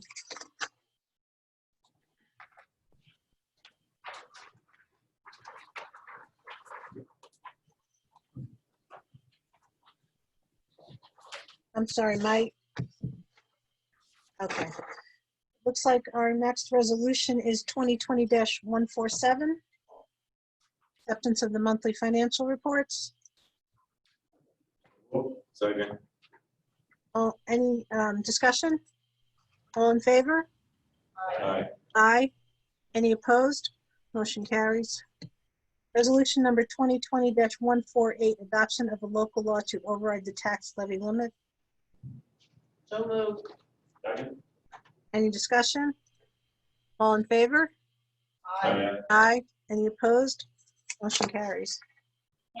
Kathy, that will be local law number 1 for the year. Okay. Thank you. Resolution number 2020-149, acknowledgement and authorization of budget transfers by town manager. So moved. Second. Any discussion? All in favor? Aye. Aye. Any opposed? Motion carries. Resolution number 2020-150, authorization of transfer relating to COVID-19 transfers. So moved. Second. Any discussion? All in favor? Aye. Aye. Any opposed? Motion carries. Resolution number 2020-151, COVID-19 budget adjustments update, 2020 budget, July 2020. So moved. Second. Any discussion? Kathy? Yes. Could I ask for an amendment to this one, please? The Oh, very right. Sorry, I saw that.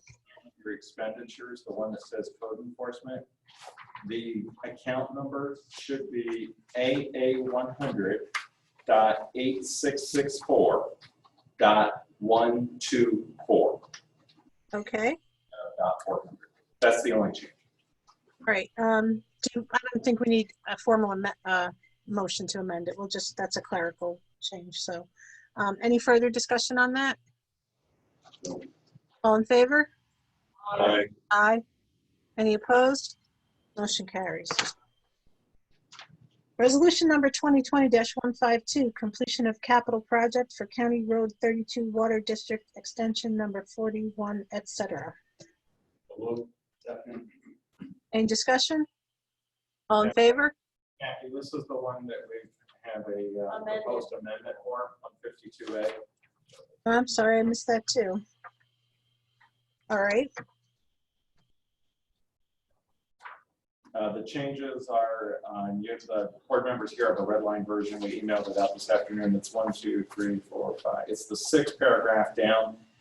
Basically what it does is instead of applying the entire payment towards principal, it breaks out and spells out the principal payment and corrects the outstanding balance as of January 1st, 2020 for SW 555, the County Road 32 Water District, in the amount of $83,380.74. The good news is overall, this reduces the payback term of the loan to Canandaigua Consolidated from 20 years to 10 years for those residents. That's definitely better. Okay, so this will be, so we're withdrawing 152? Is that how that would work? And just considering 152A? Correct. All right, so can I have a motion as to 2020-152A? So moved. Second. Any discussion? All in favor? Aye. Aye. Any opposed? Motion carries. Resolution number 2020-153, authorization to proceed with mixed-use zoning referral to planning board for site plan consideration. I have a motion. Motion. Second. Any discussion? Yes. Does it require any kind of public hearing at all For the planning board. Yeah. So this is just true now. Not here to rezone. So this, just for clarification, so this action would not actually rezone the property to mixed use overlay. It is in the overlay area, but this action would not actually rezone the property to mixed use overlay. What this action would basically do is the town board would be saying, yes, we believe that generally the concept is within keeping of the mixed use overlay, and it would direct the developer to submit engineered site plans to the planning board and go through the whole process with the planning board like they normally would.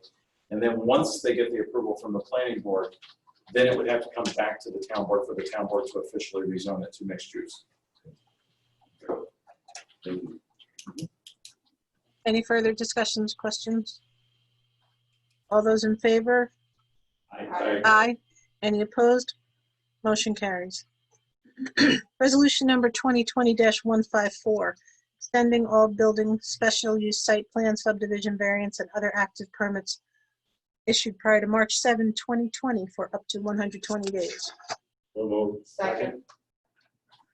Any discussion? All in favor? Aye. Aye. Any opposed? Motion carries. Okay, this resolution will be continued to, or carried over, withdrawn? What's the proper? Or are we going to? Yeah, I think we'll just lay this over until next month. Is that everyone else's understanding? Okay. Resolution number 2020-156, authorizing remote and or virtual participation in town board and committee meetings. Second. Any discussion? All in favor? Aye. Aye. Any opposed? Motion carries. Resolution number 2020-157, acknowledgement of and authorization to submit MS4 annual report. Second. Any discussion? All in favor? Aye. Aye. Any opposed? Motion carries. Resolution number 2020-158, accepting maintenance responsibilities of stormwater facility on Lake Hill Drive in the Lakeside Estates Drainage District. Second. Any discussion? Kathy, if I can suggest that the minutes reflect that this is not the standard practice for the town of Canandaigua to accept maintenance responsibilities for stormwater management facilities. This has to do with some historical approvals that the project received decades ago, and is a result of the approvals that have been previously granted, but it is not the town's practice, if the minutes could reflect that. Right, thank you. Should our resolution also reflect that, you think, or just the minutes? I think the minutes is fine. Okay. Any further comments, questions? What's the cost to the town for this? Because I was trying to look back in the minutes before. I think I got back to 2008, and the annual cost was about $1,200 for maintenance for that. Is that correct? So if I could just address that. So the maintenance cost is set by the, well, let me back up for a second. So what we do is when a development closes out, we require the developer to survey the pond to determine what the capability is for the stormwater facility to make sure that it can still accept everything it's designed to accept, theoretically for a 20-year period. So this pond, for instance, this facility is part of the Lakeside Estate Drainage District, evidently is either being cleaned out or it meets that criteria to accept that for the next 20 years. So theoretically, it won't need to be cleaned out for 20 years. However, the residents, however many houses there are in the Lakeside Estates Drainage District, will be responsible for that cost. So what we do every year is at budget time for each of our 9 drainage districts, we figure out, okay, which of the ponds are going to need to be cleaned out in the coming years, and then we start setting aside money. The town board makes that decision as part of that particular drainage district so that we have the cost to clean that out. So, and it depends on the size of the pond, it depends on what's needed. They can range anywhere, what, Jim, from $10,000 to $20,000, $30,000. It just depends on the size of the pond, the area, what's needed, and everything else. And it's done on benefit basis. Right. Right. It's not ad valorem. So this is not a highway fund issue. This is specific drainage district like water, sewer, Well, It's its own specifically district. to this district, right? Right, yes, yes. Okay, any other questions? All those in favor? Aye. Aye. Any opposed? Motion carries. Resolution number 2020-159, acceptance of MRB Group proposal for the Outhouse Park West all-inclusive playground and multi-use fields, and authorization for the town manager to execute agreement. Second. Any discussion? All in favor? Aye. Aye. Any opposed? Motion carries. Resolution number 2020-160. And if no one's opposed, I would like to, why is the word escaping me? Block. Thank you. Block resolutions 2020-160, 161, and 162. I know Linda will oppose it, but.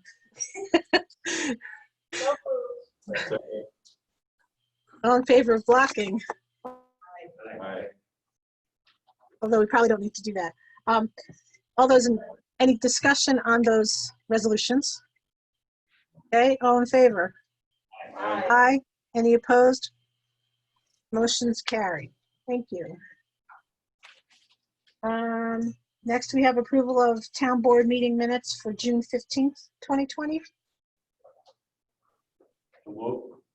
Second. Any corrections, deletions, discussion? All those in favor? Aye. Aye. Any opposed? Motion carries.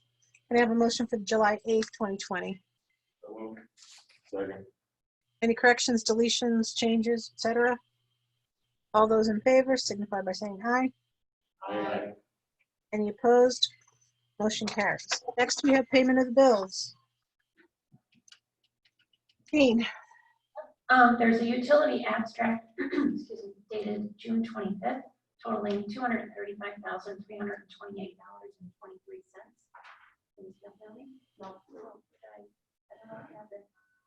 Utility general fund of $39,353.45. Highway fund of $189,706.13. Water districts of $5,868.65. Utility abstract dated July 8th, 2020, totaling $6,972.64. General fund of $5,336.98. Lighting districts of $1,029.72. Water districts of $605.94. And the abstract dated July 13th, 2020, totaling $938,141.32. General fund of $73,200.55. Highway fund of $48,036.65. Capital projects of $31,483.23.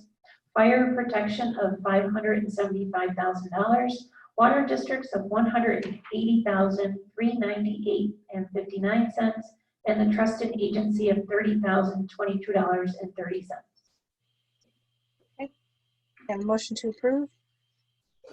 Gene, could I ask you a question back under the June 25th, the general fund? What was that number again, please? The June 25th general fund was $39,753.45. Did I? I'm sorry. That is great. We had the total right, so we knew it had to be. Okay, motion to approve? So moved. Any further discussion? All those in favor? Aye. Any opposed? Motion to approve payment of the bills is carried. Okay, we have privilege of the floor. Anyone? No? Any other business? All right, our last privilege of the floor. All right, I will stop in tomorrow to sign the bills. Do we have executive session requested? 3 of them. Oh.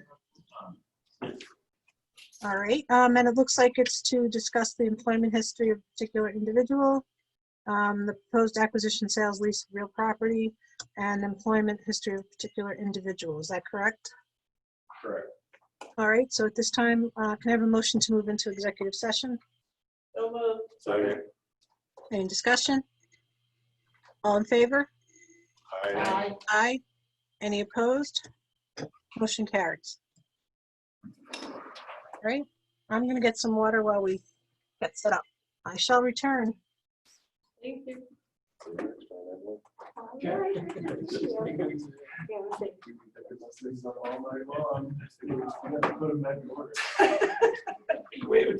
Tina, stop looking at me. Tina, Emily's saying hi. Bye. I was working on disconnecting. So bye, Emily. Bye, everybody. That's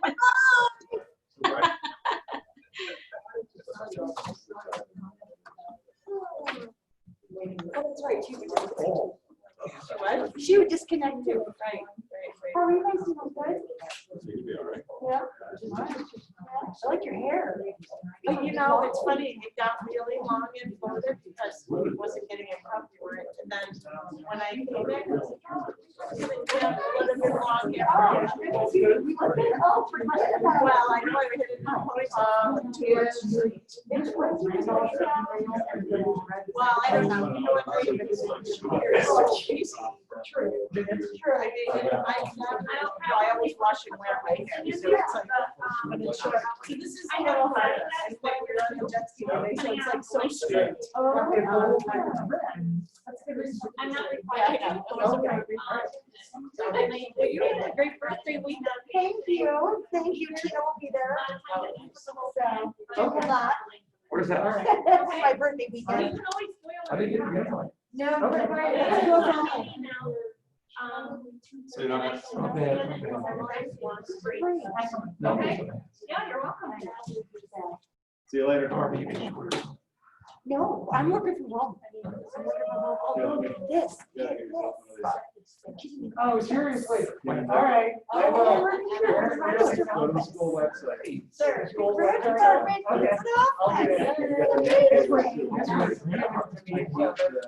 well, we weren't until there weren't any grants, but this is this year. We're not making crazy. That's awesome. Yeah, so I'll go back and I did already. Now I'm just all over. Well, so, right. I love it. I love it. I'll say better. Good luck with the water stuff. We're good. No, I think it's really good. Yeah, it's the right thing to do. So. I guess I'm gonna have to tomorrow. Coming in your house, I'm shutting it Oh. off. People aren't worth paying attention. And I don't know if everybody thinks, even though we try to communicate, people don't, it's like, oh, I didn't see the water. Why would you restrict? Well, and I'm on the city. Well, no one else works there. I know. Nice. That was, I'm like, I never, I knew and all the while I've been acting like I'm on a bigger project, but, this one made me, I'm not going to make No, I do, even though I didn't. but I mean, I don't want it fun. We've got this special kind of mess.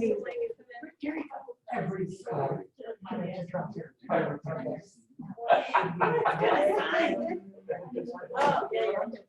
And you saw the letter that, Doug had described Sarah right now. Love it, yeah. No, that'll be a good. You got this letter there. Okay. Okay. Awesome. So I hope you don't get too many complaints. Oh, I had plenty. But. So we got this. I got broad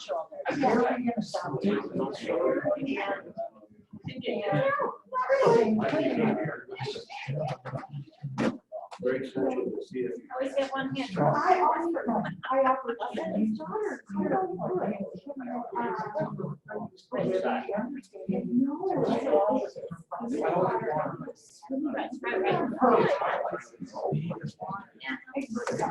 My job.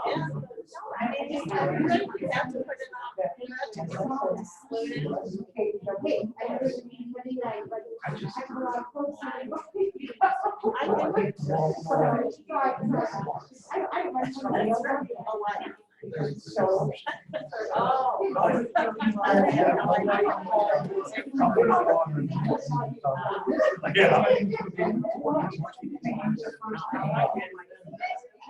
So a lot of people must water.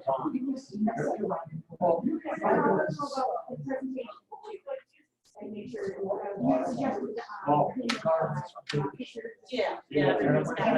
I have pots. If I don't water them every day, I should forget it. I got tomatoes. Oh, yeah. Don't water your entire cell, just up in our nose, out in town. That's what I do. I count because I know how much you have to. So, yeah. People play a lot of trees.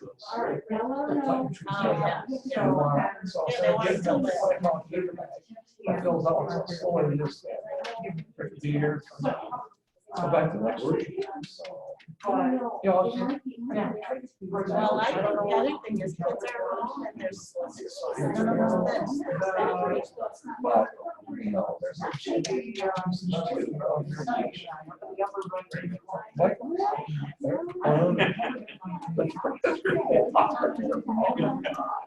Are we almost ready to get going? Yep.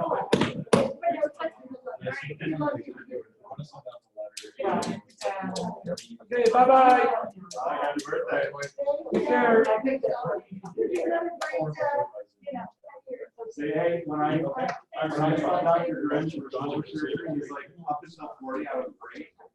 And then he's like, you know, listen, after 40, it goes a lot faster. And you know what? Looking on the other side of that. I don't know. Anyway, it works on both. We had a guy in the street. Yeah, but he's no longer now. When